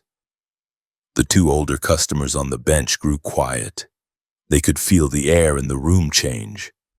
Country people accustomed to reading danger in small shifts of posture saw the way the stranger's shoulders tightened and how his right arm no longer hung relaxed at his side. Graves, for all his care, stood upright in the center of that tension, separated from the front door by only a few paces and from the safe by an arm's length. Graves told the man that if he had a lawful claim, he could return with proper identification or with someone who could vouch for him. There was also the option, mentioned or implied, that the matter could be referred up the chain to a postal inspector. For a wanted train robber using the mail to support a life on the run, the idea that a federal inspector might be drawn directly to a small office holding a package of disguises was exactly what he could not allow. The path that led to the counter in Jewel had been chosen because it passed through quiet hands, not because it offered a direct line to more government attention. The stranger's hand came up from his coat with a revolver in it. The movement was fast and practiced. Gravel dirt from the yard still clung to his boots as he put one foot slightly forward, bracing himself. He ordered Graves to hand over the registered package. The postmaster, unarmed or too slow to reach any weapon he might have kept under the counter, did not move quickly enough to satisfy the man pointing the gun. For a heartbeat, each waited for the other to change. Then the pistol roared in the close room. The bullet struck Graves in the upper part of his body, tearing through flesh and bone at a range close enough for powder smoke to burn the fabric of his shirt. He fell backward against the shelving, then slid down to the floor behind the counter. The young assistant cried out and froze. The men on the bench drove themselves to the floorboards, trying to find cover where there was none. Glass rattled in the front windows from the shock of the gunshot. Outside, a horse shifted at the hitch, rail, ears pricked at the sudden noise. The shooter did not waste time. He vaulted the counter, stepping over Graves's body to reach the ledger and the pigeonholes. The boy stood pressed against the wall, eyes fixed on the revolver. At gunpoint, the man ordered him to pull out the registered package with the name he had given. Hands shaking, the boy obeyed, reaching into the compartment and handing over the wrapped bundle that had set the whole confrontation in motion. The outlaw snatched it, shoved it into his coat, and glanced once at the safe where other valuable mail lay. He chose not to delay.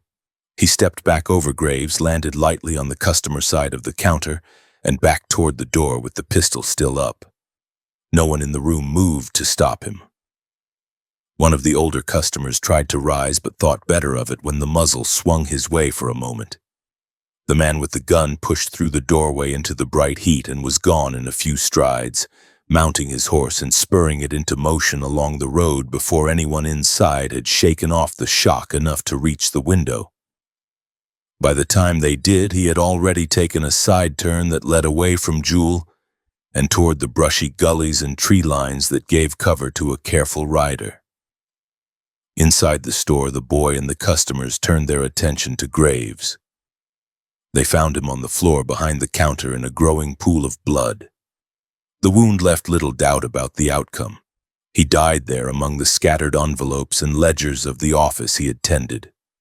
Within an hour, men had ridden in all directions carrying word that the postmaster had been shot down in his own place of work.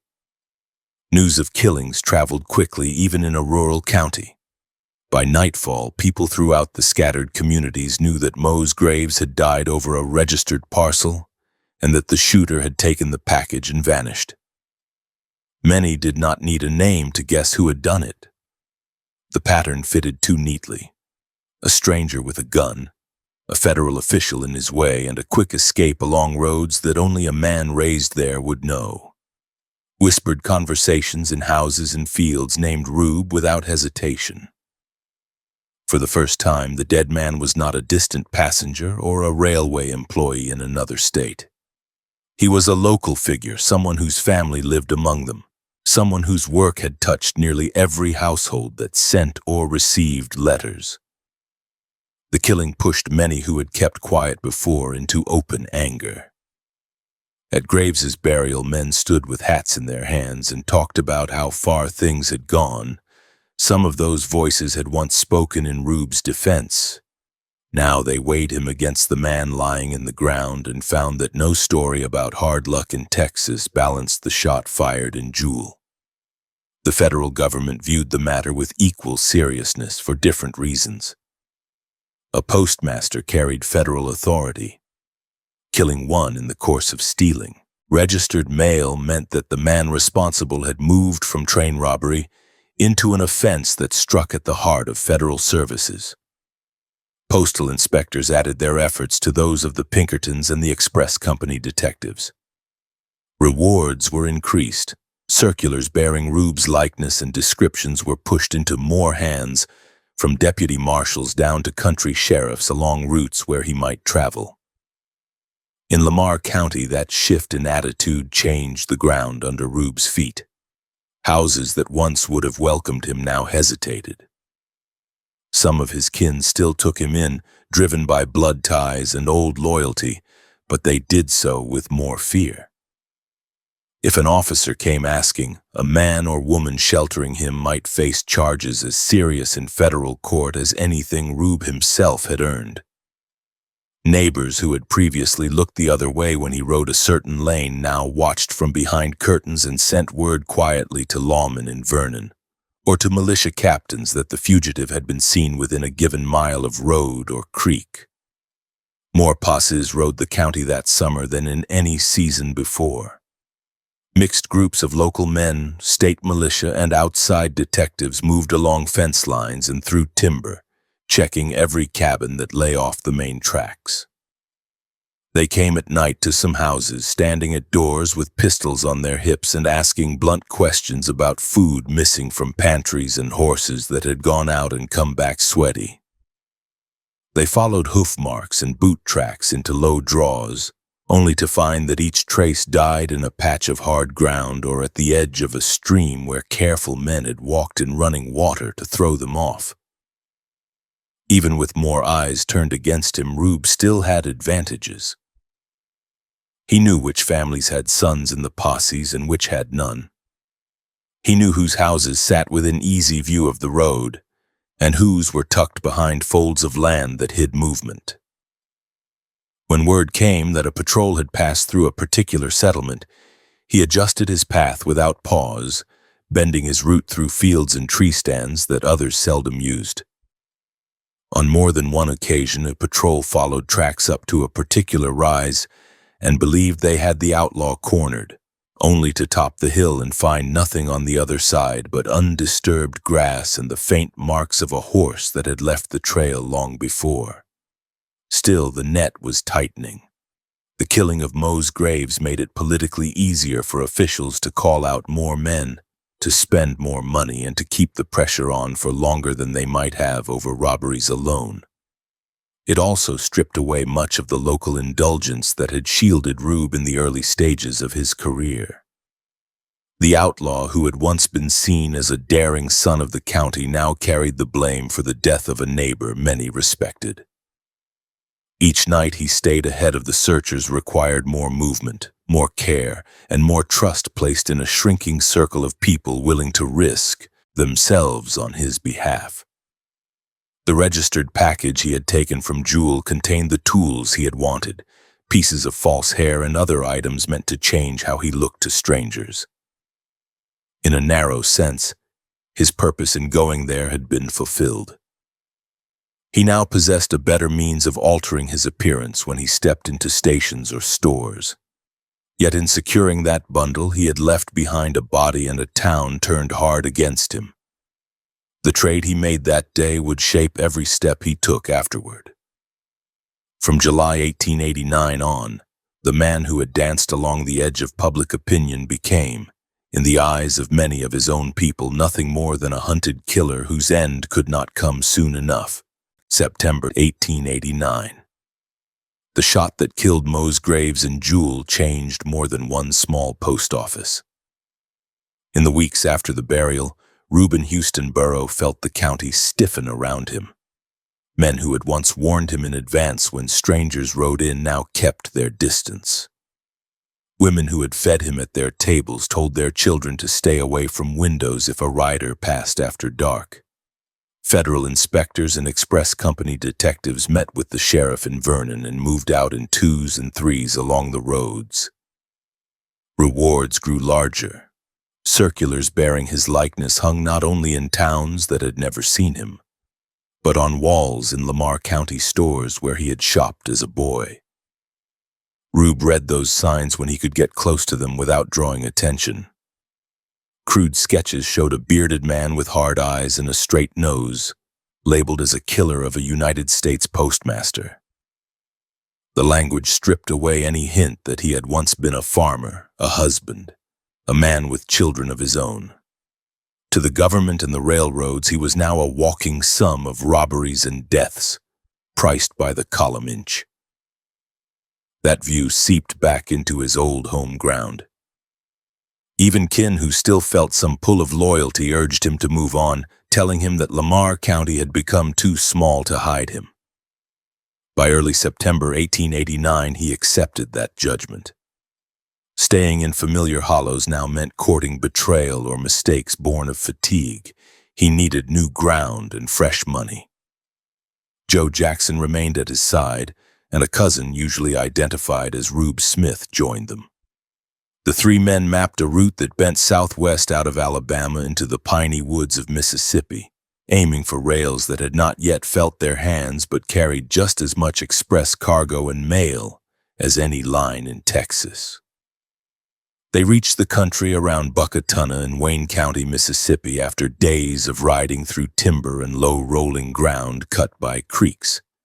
The settlement itself was small, a cluster of houses, a store or two, and a depot that served the Mobile and Ohio Railroad line. The real feature there was not the town, but the trestle that carried the rails over Buckatuna Creek. The creek wound through a broad bottom, its banks lined with hardwoods and undergrowth. In dry weather, the water ran low over sand and rock. After heavy rain, it swelled and turned brown and noisy, pressing close under the bridge timbers. The bridge stood high enough above the creek bed that a man looking down from the ties could feel the height in his stomach. It had a narrow deck, just enough for the double rails and the gaps between ties. No walkway stood alongside for pedestrians. Any person who tried to cross on foot would have to step from tie to tie with water and rocks far below. The approaches on either side ran through cut banks and shaded slopes, giving an attacking party cover as it came in. To someone who had already used trestles in Texas as a weapon, the layout looked familiar and promising. Rube and his companions watched that stretch of track from the woods for more than one day. They marked how long trains stood at the depot, how fast they moved once they left, and how the sound of wheels changed as the cars rolled out onto the bridge. They noted where the telegraph line crossed nearby and how long it would take a rider or a runner to reach the nearest instrument if a train stopped unexpectedly. They saw that the trestle sat far enough from town that noise from an ambush might not carry clearly to anyone at a kitchen window or store counter. Once they had gathered what they needed, they picked a night train that carried both a mail car and an express car over the creek. The date, later reported as in the first half of September, found the region in late summer heat. Insects called in the trees and damp rose from the water in the hollow as the sun went down. The outlaws led their horses into a screen of brush near the approach to the trestle and waited in the dark, listening for the distant whistle and then for the growing rumble that meant steel was approaching. As the Mobile and Ohio Express drew near, its headlamp cut a pale tunnel through the night. Inside the coaches, passengers slumped in their seats or stared out at the darkness. In the mail and express cars, clerks and messengers worked by lamplight among sacks and boxes. None of them knew that 3 men lay within easy reach of the rails ahead, ready to turn a routine crossing into another entry in a chain of robberies stretching back 3 years. When the locomotive reached the spot they had chosen, figures rose out of the shadows near the head of the train. Pistols and at least 1 rifle came up. Shouted orders told the engineer to halt where he was, not to blow the whistle, and not to touch the brakes in any way that did not match the commands barked at him. Faced with sudden guns at close range and aware of the drop from the bridge beside him, the engineer brought his train to a stop that left the engine and forward cars on firmer ground near the north end of the trestle, and the coaches stretched behind over the high span. Passengers peering out from coach windows saw little at first beyond darkness and the vague outline of timber rising on either side. They felt the jolt of the stop and heard shouts carried back along the line. A few brave or foolish souls started to rise from their seats as if to go forward and see what had happened.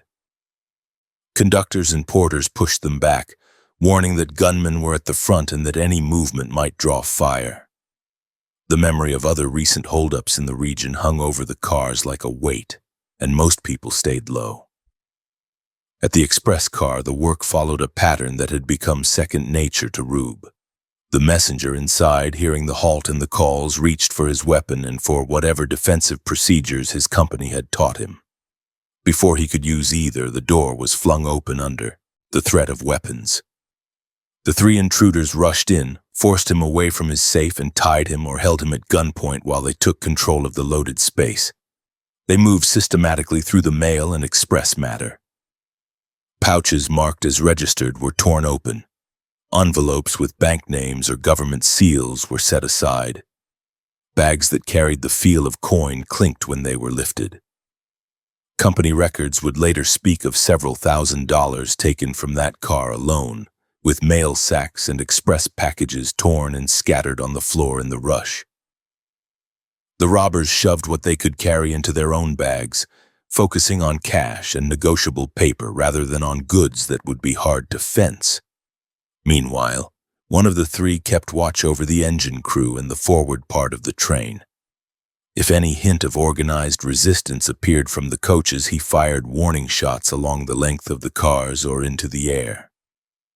The sound rolled back across the trestle, echoing off the creek bottom and the timber. Those cracks in the night convinced anyone still thinking of climbing down to the ballast that staying under a seat was the safer choice. No passenger tried to crawl along the ties with that height yawning beneath them and bullets snapping past the windows. The entire episode lasted minutes rather than an hour. The outlaws had learned over time that speed was a shield. The longer a train sat, the greater the chance that someone on board would find a way to send a message, or that a rider on a nearby road would hear the unusual noises and investigate. Once they had taken what they believed the car held, they backed out, keeping guns trained on the messenger and the crew. They ordered the engineer to wait long enough to give them a head start, then to move on and report the robbery. They vanished into the trees with bags heavier than anything they had carried away from Bellevue or Benbrook. Later accounts, both official and journalistic, set the haul from the Buckatuna job in the range of several $1,000s taken from mail and express. The exact sum mattered less to Rube than the fact that once again he had struck a major line, walked away with fresh money, and left behind confused descriptions instead of handcuffs. Within hours, he and his companions were riding north and east along paths that paralleled the railroad for a time, then cut away toward Alabama hill country where they knew how to disappear. The Mobile in Ohio did not take the loss lightly. Telegraph keys up and down the line chattered with messages about the holdup on the Buckatuna trestle. Newspapers in Mississippi and beyond printed brief reports stating that a train had been stopped, its mail and express car looted and its passengers terrorized but spared. The name attached to the act varied in early stories. Some called it the work of the Alabama bandit, others pointed directly at Rube, whose record by then made him the first suspect whenever a Southern express went down under guns. By the time Rube returned to Alabama after Buckatuna, the air in Lamar County felt even more charged than before. Pinkerton men, federal marshals, and bounty hunters moved through the area in larger numbers. Rewards for his capture, alive or dead, climbed. The name Joe Jackson appeared alongside his in news circulars, and lawmen began asking questions about a third man, Rube Smith, who had cousins in the very region they searched. The dragnet extended beyond Lamar County into neighboring counties and across state lines. The gang did not let that pressure halt their work. After a short interval spent resting in friendly houses and out-of-the-way camps, they set their sights west again. Reports from company agents and from men who watched the rails for a living suggested that a northwestern railroad line in Louisiana moved express shipments through sparsely settled territory that looked very much like the country they had already used to advantage. The three outlaws crossed into that state by a mix of rail and horseback, staying off main roads where officers might set up checkpoints.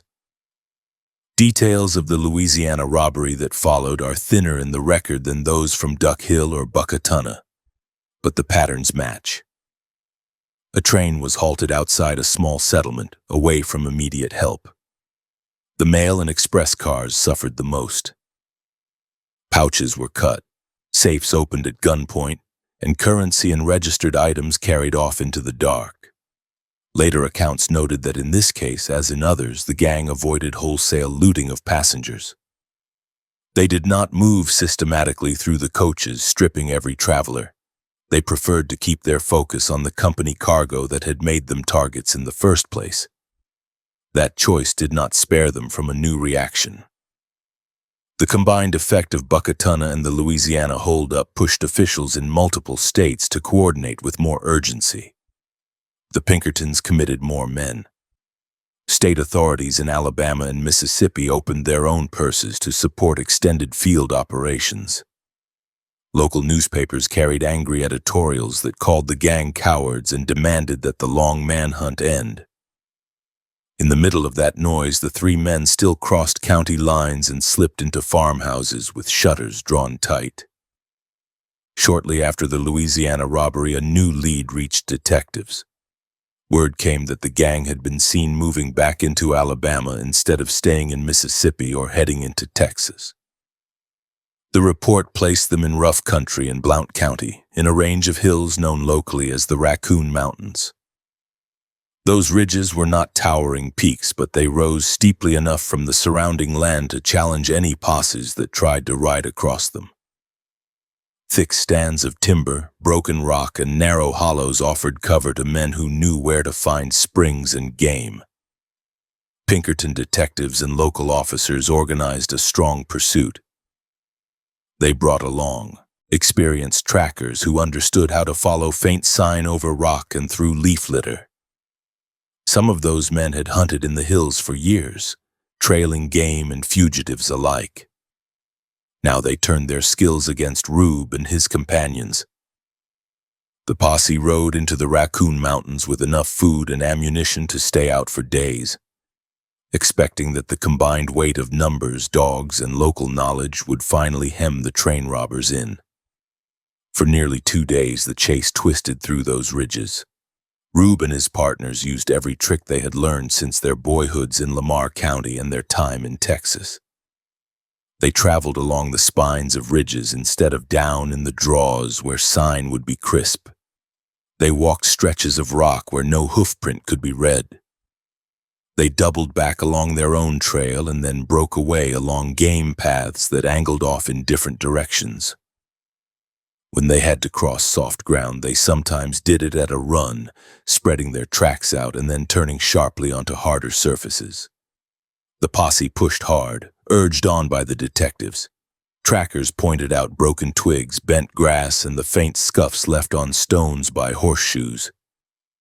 Each time they believed they were close, the sign would vanish at a rocky outcrop or at the edge of a steep drop where only a very cautious rider could descend. The terrain took its own toll. Horses slipped on loose stones, men bruised shins and hips when they lost footing on wet slopes. The air in the thick woods grew stifling as the day wore on, and canteens emptied faster than expected. Sometime during the second day, the balance of the hunt shifted sharply. Accounts written later mentioned that 2 of the posse's best trackers were killed in the Raccoon Mountains, and that 3 other men were badly wounded. The exact circumstances are not recorded in detail, but the broad outline is clear. Somewhere along a narrow path or at a blind turn where a trail crossed a ridge, the pursuers walked into a position that favored the fugitives. Shots rang out from cover, and men at the head of the column fell before they could bring rifles to their shoulders. Return fire crashed into trees and rocks, splintering bark and stone but hitting no one who mattered on the other side. The loss of the trackers struck the posse like a hammer. Those men had been the eyes of the hunt. Without them, the remaining riders faced a maze of ridges and hollows with no reliable guide to which faint mark mattered and which did not. The wounded needed care and transport back to safer ground. Carrying them over that terrain under fire was no simple thing. Even the hardest Pinkerton man had to weigh the value of continuing the chase against the risk of leaving more bodies on the mountainsides. In the end, the decision was made to pull back. The posse gathered its dead and injured as best it could and retraced its path out of the hills. The detectives sent bitter reports to their superiors, describing the country as nearly impassable, and the outlaws as cunning users of every advantage it offered. Newspapers would later summarize the episode by noting that the gang had slipped away after a 2-day pursuit across the Raccoon Mountains in which 2 trackers were killed and several others wounded. For Rube, the Raccoon Mountains pursuit underscored a lesson he had been living since his first days on the run. Terrain and local knowledge could blunt even the most determined hunt. He had turned ridges, trestles, creeks, and cuts into tools just as surely as he had used pistols and rifles. After Buckatuna, the Louisiana robbery, and the battle in the hills, he emerged once more as a figure that officers could describe and swear about, but not yet capture. Each close call, each near encirclement added another layer to his sense that he could stay a step ahead as long as he kept moving and chose his ground wisely, even as the circle of people willing to shelter him grew smaller, and the anger against him in his own home country burned hotter than ever. September 1, 1890. A late summer night settled over the pine country where Alabama and Florida meet, warm and heavy with the smell of sap and river mud hanging just above the ground. At Flomaton, a Louisville and Nashville train stood under weak station lights, a mixed load of passengers and freight ready to roll north. Men in work shirts and suits climbed aboard. Women with parcels settled into seats, and the crew moved through the familiar routines of getting a train started. Somewhere nearby, in the thick shadow beyond the tracks, a man who had been hunted for 4 years watched and waited for the chance to step forward alone.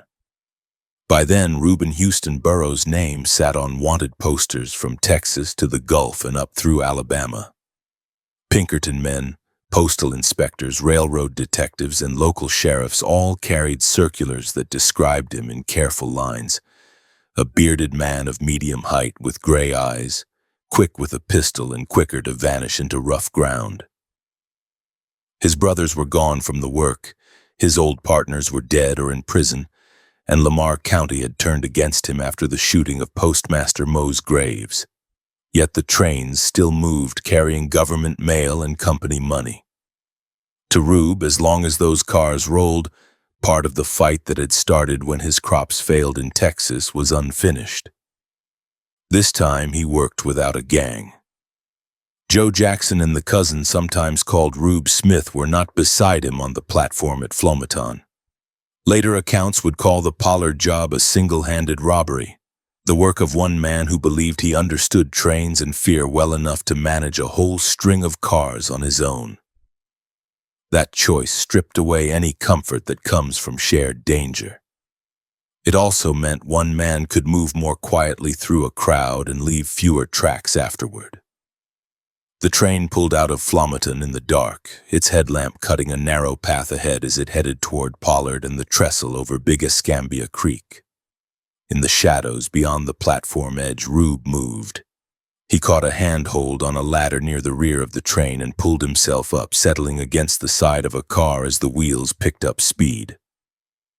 The wind tugged at his coat as the town lights fell away and the line curved into the pine woods. Inside the coaches, passengers felt nothing unusual beyond the familiar sway of the cars. North of Flomaton, the rails reached the trestle over Big Escambia Creek. There the track ran high above water and sand, supported by tall timber bents and cross braces. Below, the creek slid through a narrow valley lined with trees and undergrowth. Once again, Rube had chosen ground where ordinary travelers would think twice before climbing down from their seats. Anyone who stepped onto the ties and looked past the edge would see distance beneath their boots and dark water far below. From his years of practice, he understood that fear of falling could be as strong as fear of bullets. As the train neared the trestle, he worked his way forward along the outside of the cars, gripping iron rungs with hands that had hauled feed sacks and fence rails long before they gripped ladders on moving trains. He reached a point near the engine and crouched low as sparks blew back from the smokestack. When he was close enough to move, he shifted to the tender and then to a position where the engineer and fireman could hear him if he shouted. At the moment he judged right, he came up with pistol in hand and called out over the noise of the locomotive. The words were simple and direct. He told the engineer to stop, to keep quiet, and to do exactly as he was told. In that confined space, with steel beneath and a drop to the creek on one side, the sight of a revolver only a few feet away cut through any thought of resistance. The engineer eased off and brought the train to a halt with the head end close to the trestle. Cars stretched back over the high work. The sudden stop rippled through the coaches. Passengers looked up, then felt the car rock slightly as brakes took hold. The night outside the windows showed only dark shapes of trees and hints of water below. Some passengers started to rise, but conductors moved quickly through the aisles, warning people to stay down. No one in those seats knew exactly what was happening up front, but by that year in the South, many travelers had heard stories about train robbers who favored bridges and isolated cuts. The quiet that settled in the coaches came from that memory as much as from the conductor's tight voice. Rube forced the engineer to move the train enough to place the cars as he wanted them, then ordered him and the fireman to climb down and walk ahead under control. With the engine crew out of position to send any signal, he turned his attention to the mail and express section. At Pollard and other small points along that line, the Louisville and Nashville carried sacks of letters, registered mail, and company shipments that passed between banks and businesses. Those were what he intended to reach.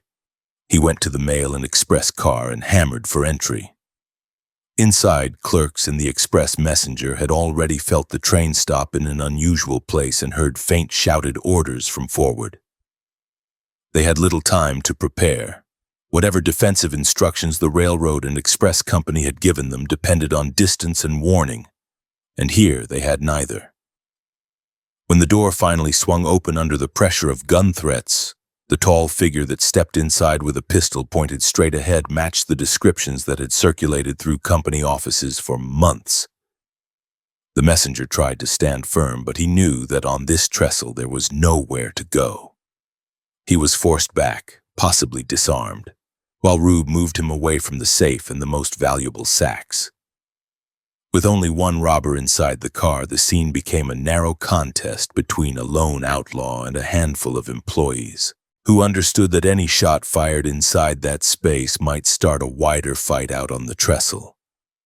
The advantage lay with the man who had chosen the time and place. Rube went straight for the registered pouches. He had learned from earlier jobs how those sacks were marked and how ledgers inside the car tracked what went in and out. He cut open bags that felt heavy, shook out envelopes with bank names and government titles on them, and stuffed currency and negotiable paper into his own canvas. This time, there were fewer large packages than on some earlier nights.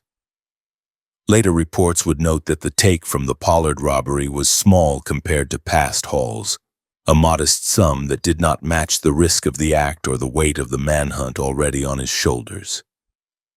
He did not spend long arguing with the safe.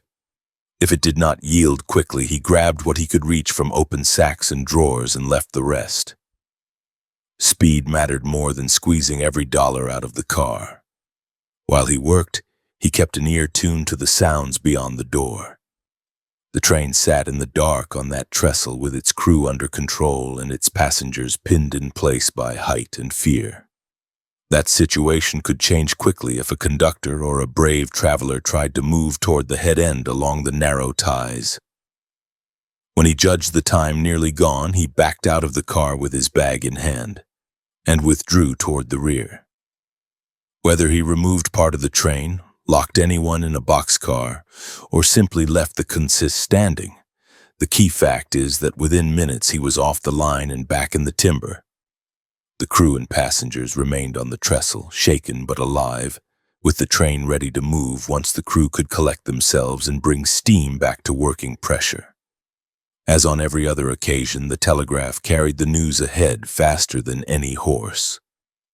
By the time the train reached a point where the crew could send a full account, keys clicked in offices up and down the line, spelling out that the most hunted train robber in the region had struck again, this time alone, on a trestle between Flomaton and Pollard. Railroad detectives, postal inspectors, and Southern Express officials who had spent years following trails that went cold almost as soon as they were found, now had a fresh starting point and a narrow window in which to act. Investigators reached the scene along Big Escambia Creek, looked over the trestle, and spoke with the crew and any passenger who had glimpsed the robber. The reports painted a picture of a single man, calm under pressure, familiar with where the valuable cargo lay, and unafraid of working at height in the dark. The physical description matched the wanted circulars already tacked up on depot walls. The company men could now say with confidence that the same person who had hit Buckatuna and the Louisiana line had just worked his trade on the Louisville and Nashville near Pollard. From there, the chase took a new direction. Instead of assuming that Rube had gone back straight north into the hill country, detectives began to trace other stories that had been circulating quietly for months. Those rumors spoke of a lean man staying at a camp in the pine woods of Florida, not far across the line, in Santa Rosa County. The place was described as a turpentine or logging camp, with rough buildings scattered among longleaf pines, barrels, and tools stacked near trails, and workers who moved between the woods and the rail points that carried resin and timber to market. By early September, agents had enough detail to believe that the man at that camp and the bandit on the trestle were one and the same. They followed rail and wagon routes south and west, crossing into Florida and then moving inland toward the Escambia River region. At a small homestead near a camp in Santa Rosa County, they found a family willing to admit that a stranger had been living among them off and on, paying in cash, keeping irregular hours, and asking many questions about rail schedules and law officers. The family did not deny that this visitor matched the descriptions on the circulars. They also did not rush to help the detectives take him. The officers arranged to watch the place.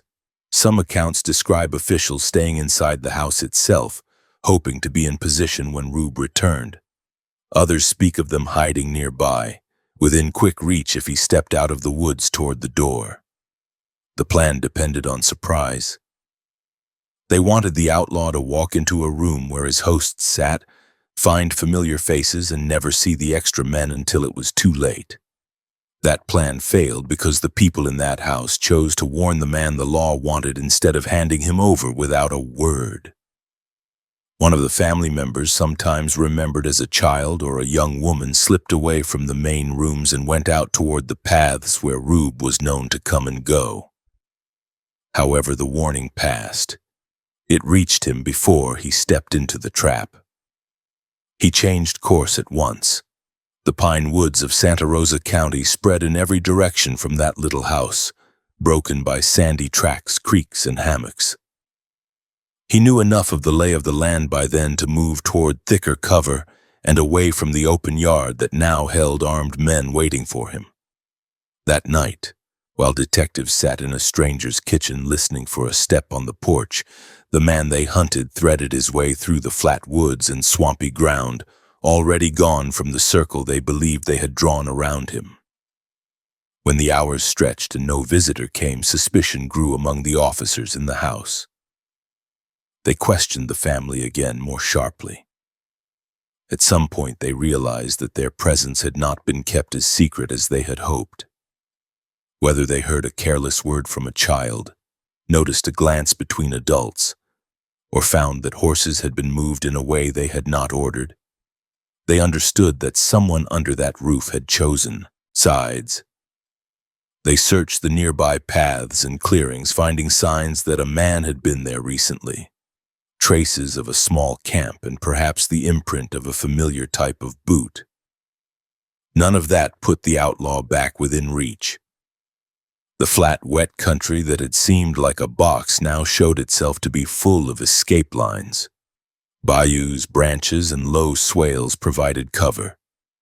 Paths ran along ridges of slightly higher ground that could be followed for miles without passing near a road. Back on the Louisiana and Nashville line on the Alabama side, company officials and lawmen received the news with sour frustration. They had managed to place men in the very house where Rube had been staying, had come close enough that a warning from a family member meant the difference between capture and another empty night. The story underlined again how much of his long freedom depended on people, not just trees and ridges. Even outside Lamar County, families were still willing to risk trouble by sheltering him and then putting themselves in danger to keep him from walking into an ambush. In the weeks after the Florida escape, Rube moved through the backwoods rather than staying settled. He avoided known camps and chose scattered shelters instead, small clearings where he could build a fire without smoke being seen from a road, abandoned shacks and thick stands of young pine where he could roll in his blanket and be invisible 10 paces away. He passed north and west through the rougher parts of Alabama hill country, keeping off main tracks, circling around any settlement where someone might recognize his face from the latest circular. The Pollard robbery had given him money, even if the take was smaller than in his most profitable years. The failed trap in Florida had shown that detectives were closer and more organized than ever. Together, those facts pulled him back toward ground he knew perfectly. That meant moving again toward central Alabama, toward rivers and small farms and isolated cabins where he could still count on some play of sympathy or fear to buy him time if a stranger came to the door asking questions. By late September 1890, the pattern that had played out so many times before repeated in a new form. A major robbery brought a surge of effort from Law and Company. Careful work by officers brought them near enough to taste success. A warning from someone inside his circle gave him just enough minutes to fade into country that had no straight edges or clean lines for detectives to follow. Each time the net tightened and then slipped. After Pollard and Santa Rosa County, though, even the men who admired his nerve began to speak in low voices about how thin his margin had become and how many doors were still willing to open when he knocked with the law pressing hard on his trail. October 9, 1890. Dawn came slowly over the bottoms near the Tombigbee River in Marengo County, the light pushing through low mist that clung to fields and pine stands. In the scattered settlement around Myrtlewood, smoke drifted from cook fires and from the chimneys of cabins set back from the road. One of those cabins belonged to George Ford, a farmer whose place sat a short ride from the river and the river town of Demopolis. Inside that simple house, two farmhands, Jesse Hildreth and Frank Marshall, moved through their morning with more than chores on their minds. They had been warned that a dangerous visitor might come through the door that day, and they had agreed that if he did, they would not let him leave. Plantation owner John McDuffie had started that chain of events. He had heard talk that a stranger who matched the wanted descriptions of Rube Burrow was moving through the Marengo County countryside, staying in cabins and farmhouses that could pass as ordinary shelters. McDuffie knew the country families black and white, and he knew the way news flowed among them. When word reached him that a man buying small supplies and asking quiet questions might be the train robber everyone had read about, he went to the local authorities and to his neighbor Jeff Dixie Carter, a planter who had already worked with detectives. Together they decided that if the outlaw came to George Ford's cabin, he would walk into a prepared net rather than just another anonymous room. Hildreth and Marshall were black laborers who worked in the area and sometimes stayed at Ford's place. McDuffie told them plainly that there was reward money on the head of the man who might appear, and that the government and the railroads wanted him badly. The two men listened and agreed to help.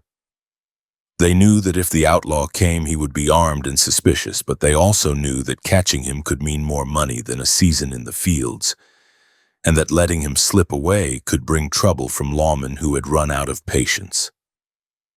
Late in the day, while the heat still lay close to the ground and insects whined in the trees, a rider approached the cabin. He looked like any other country traveler at first, a medium-sized man with a beard, a hat pulled low, and clothes worn by hard use. He carried a rifle and a small bag. He came to the door with the easy manner of someone who had stopped at many such places, asking for food, a place to rest, and news.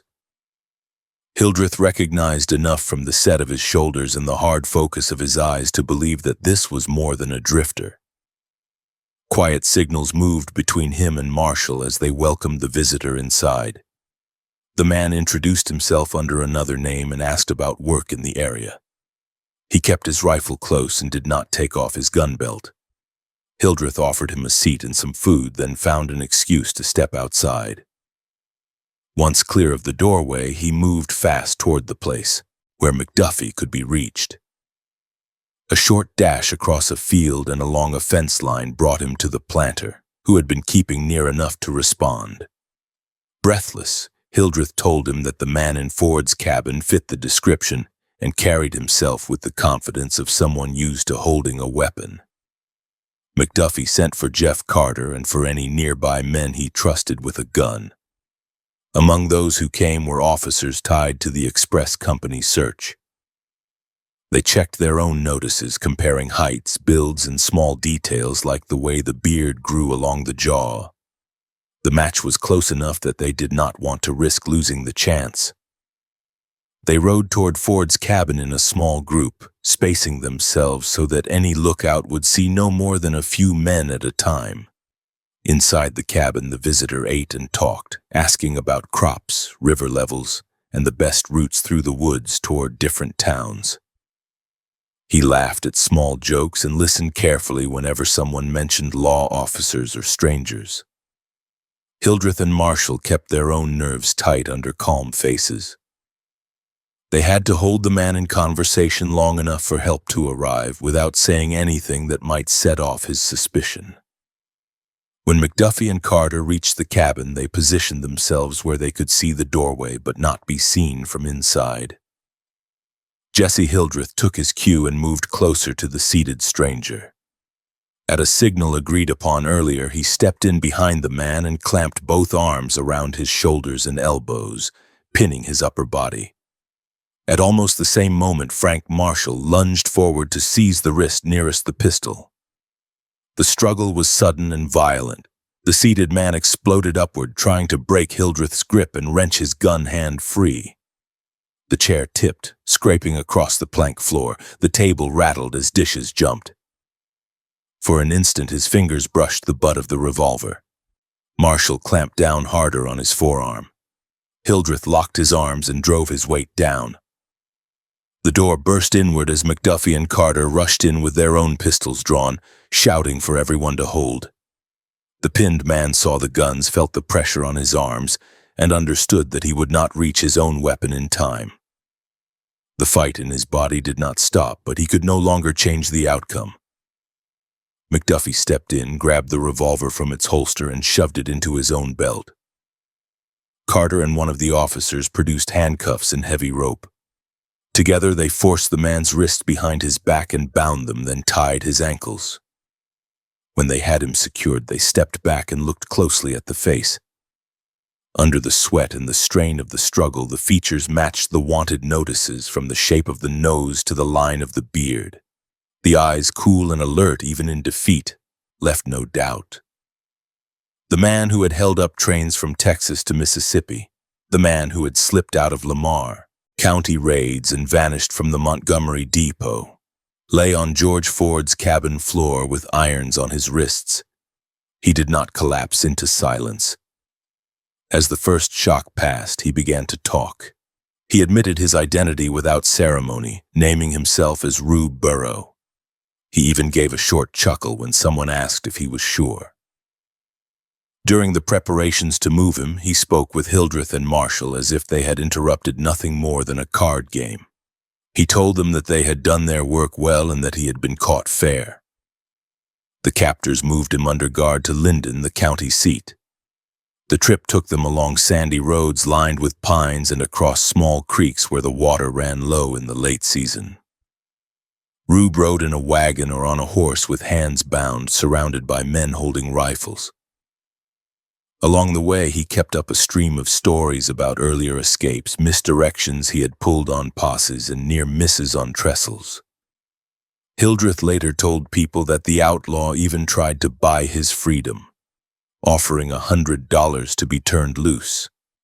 Hildreth refused, saying he would not last long if he betrayed those who had trusted him, and that Rube would likely shoot him first in any case. In Linden, the sheriff placed the prisoner in the small brick jail near the courthouse. The building had plain cells with iron doors, bare floors, and little comfort beyond a bunk and a bucket. That first night, townspeople gathered outside to catch a glimpse of the man whose name had filled newspapers for years. Some saw only a bearded figure behind bars. Others heard his voice carry through the corridor as he joked with his guards and asked for tobacco. The talk in the street ran from excitement that he had been caught locally to worry that his old allies might attempt a rescue. The state and the express company took no chances. Guards were posted in shifts and armed men stayed close to the jail through the nights that followed. Hildreth and Marshall remained involved, at least for a time, counted among those trusted to watch the prisoner. Telegrams went out announcing the capture and asking for instructions on transfer. Reporters began to arrive from larger towns, hoping for interviews or even a few words shouted through bars. Inside the jail, Rube settled into a pattern. He slept, ate what he was given, and spent long stretches leaning on the bars talking to whoever stood nearby. He described his earlier life in Texas, his time on the run, and some of the robberies, always with more humor than remorse. Guards later recalled that he did not seem bowed by the thought of trial and possible execution. He insisted more than once that things were not finished yet, that chances always came if a man kept his eyes open. Weeks passed. The heat eased and cooler air moved over Marengo County. Plans for moving him under heavier escort took shape in company and state offices, but the exact timing of any transfer remained uncertain. In the meantime, familiarity grew inside the jail. Guards who had arrived wary found themselves listening to his stories, accepting ginger sweets when he could get them, and sharing small jokes. That easy tone did not mean he had given up. It meant he was watching for any weakness. On a December night, the watch around the jail thinned more than usual. Some of the outside men had gone to their homes or to nearby stores, judging that the heavy stone walls and iron doors were enough for a few hours. Inside, McDuffie, Hildreth, and Marshall remained among the small group directly responsible for the prisoner. Rube lay on his bunk, shackles on his ankles and wrists, eyes half closed, listening to the sounds of the building. A sack that had belonged to him, taken at the time of capture, had been brought to Linden earlier and left on the courthouse steps. It contained small items from his travel, including a supply of ginger snaps and candy. Near dawn on December 9, Rube asked about it.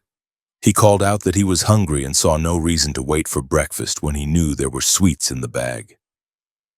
He told McDuffie that if the sack were brought in, everyone on duty could share what it held. The request sounded harmless. After some hesitation, McDuffie sent for the sack.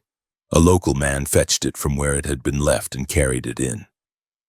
McDuffie handed it through the bars. Rube took it, sat on his bunk, and began to eat, passing pieces of ginger snaps and candy to the guards through the door. The scene looked harmless enough. A prisoner and his keepers sharing food in the dim early light. For a time he did nothing more. He chewed slowly, made small talk, and gave no sign of hurry.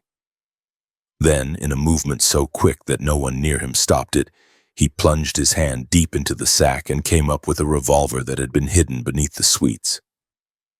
He rose in one motion, leveled the gun at McDuffie, and told him not to move. The easy tone vanished. His voice turned flat and edged.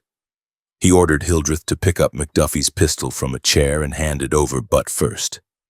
Hildreth, facing a muzzle at his own chest, obeyed. Within seconds, Rube held two guns. He forced Hildreth to unlock the shackles on his wrists and ankles, then ordered him to fasten those irons on McDuffie and on Marshall. When the chains were in place, Rube took the key to the jail yard and stepped out of the cell, locking the door behind him, leaving McDuffie and Marshall tied together on the wrong side of the bars. He kept Hildreth with him as he moved through the jail, covering him with one pistol while he held the other ready for anyone else who might appear. The two men left the building and entered the street in the first gray of daylight. There were few people about. Rube demanded to be taken to the place where Carter was believed to be because Carter had taken custody of his rifle and money after the capture. In his mind, there was no point fleeing into country swarming with posses without his own long gun and cash. They walked through the small town streets, Rube half a step behind Hildreth, both pistols visible. Dogs barked in yards. A few early risers watched from windows as the strange pair passed. For a short time, they could not find Carter. They asked questions, drawing on Rube's controlled tone to keep panic down. Finally, someone told them that Carter was resting at Glass's store, a frame building that faced the street with a simple porch and a wide door. They went there before the sun had cleared the rooftops. Rube stayed slightly to one side of the doorway, out of the direct line of anyone inside. He told Hildreth to knock and to call out that express company men needed Carter at the jail at once, with a message from McDuffie. The idea was simple. Carter respected the express officials and would respond quickly to any urgent call about the prisoner. A clerk came to the door first. Hildreth delivered the message loud enough for Carter to hear from the rear of the store. Footsteps sounded on the floorboards. Carter came forward, expecting some new development in the custody of the outlaw he had helped capture. As he reached the doorway, Rube stepped into view and thrust one pistol up toward his chest, demanding the return of his rifle and money. Carter grasped the situation in an instant. He saw Hildreth in front of him and Rube behind, saw the gun aimed at his body, and understood that the outlaw would not leave without something that could give him a chance against the many men waiting outside town. Carter said that he would get what Rube wanted. Instead of reaching for a rifle, he went for a small pistol at his own hip. What followed happened in heartbeats. As Carter drew his weapon, Rube fired. The bullet struck Carter high in the shoulder near the collarbone, spinning him slightly and sending pain through his upper body. Carter did not fall. He fired back, his first shot answering Rube's in the narrow space between the doorway and the street. Rube stepped backward, still shooting. Carter, wounded but steady, fired again and again as the outlaw retreated down the street, trying to keep both guns in play. The sound of the pistols cracked off the wooden fronts of the buildings and woke the town in an instant. Doors opened. People ducked behind frames and posts as bullets flew. One of Carter's rounds struck Rube in the abdomen, cutting through vital vessels. The outlaw stumbled, tried to keep his feet, and managed a few more steps, still holding a pistol. Then the strength went out of his legs. He went down hard in the dirt of the street, his body hitting the ground and rolling to a stop. The gun fell from his hand. Carter, now bleeding heavily from his shoulder, advanced a few paces with his pistol still ready, making sure there would be no more shots from the man on the ground. People rushed out from cover once they realized that Rube was no longer moving. Some went to help Carter, propping him up and getting him away from the doorway. Others stood over the outlaw and saw at close range the face that had looked out from so many wanted sheets. By the time a doctor reached the scene, Rube was dead. The bullet in his abdomen had torn through in a way that offered no hope. Only one of Carter's shots had found that fatal mark, but it was enough. The man who had walked away from gunfire in Montgomery escaped through brush at Duck Hill and slipped out of the Raccoon Mountains, now lay still in a small town street before daylight. Back at the jail, McDuffie and Marshall hammered on their cell door until someone came and freed them from their own shackles. The story of how the prisoner had turned their caution into a weapon against them spread quickly. Some praised their willingness to bring in the sack at all, calling it a natural act of trust after weeks of shared hours. Others blamed them for letting a man known for trickery get his hands on anything that had not been thoroughly searched. Either way, the question belonged to the past. The outlaw was dead. News traveled fast. Telegraph lines carried the report that the long-chased train robber had been killed while trying to overpower an express detective in Linden. Newspapers soon printed accounts that mixed admiration for Carter's nerve with grim satisfaction that a figure who had caused so much cost and fear had finally been stopped. Somewhere in the retelling, many versions kept the small detail that his final move had begun with a bag of ginger snaps and ended with gunfire outside a country store. The body did not stay long in Linden. Officials arranged for it to be shipped by train back toward Lamar County. The coffin was loaded into a baggage car and the train pulled out, heading north and east, passing through Birmingham and other towns along the way. At Birmingham, the news that the corpse of the famous outlaw had been brought in drew crowds to the station. People filed past to look at the still form laid out in a plain box. Some pushed close enough to touch the coat, the hair, the boots.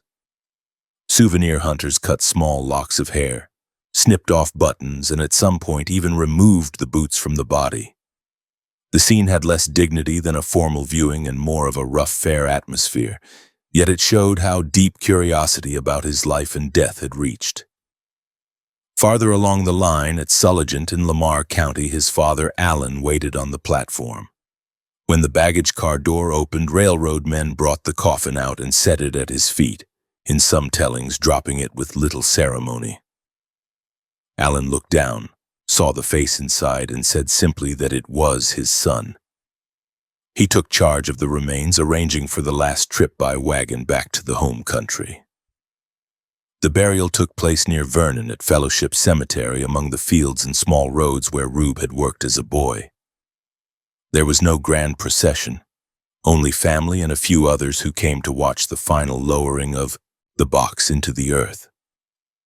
In that quiet ground, the long series of rides, robberies, escapes, and close calls ended.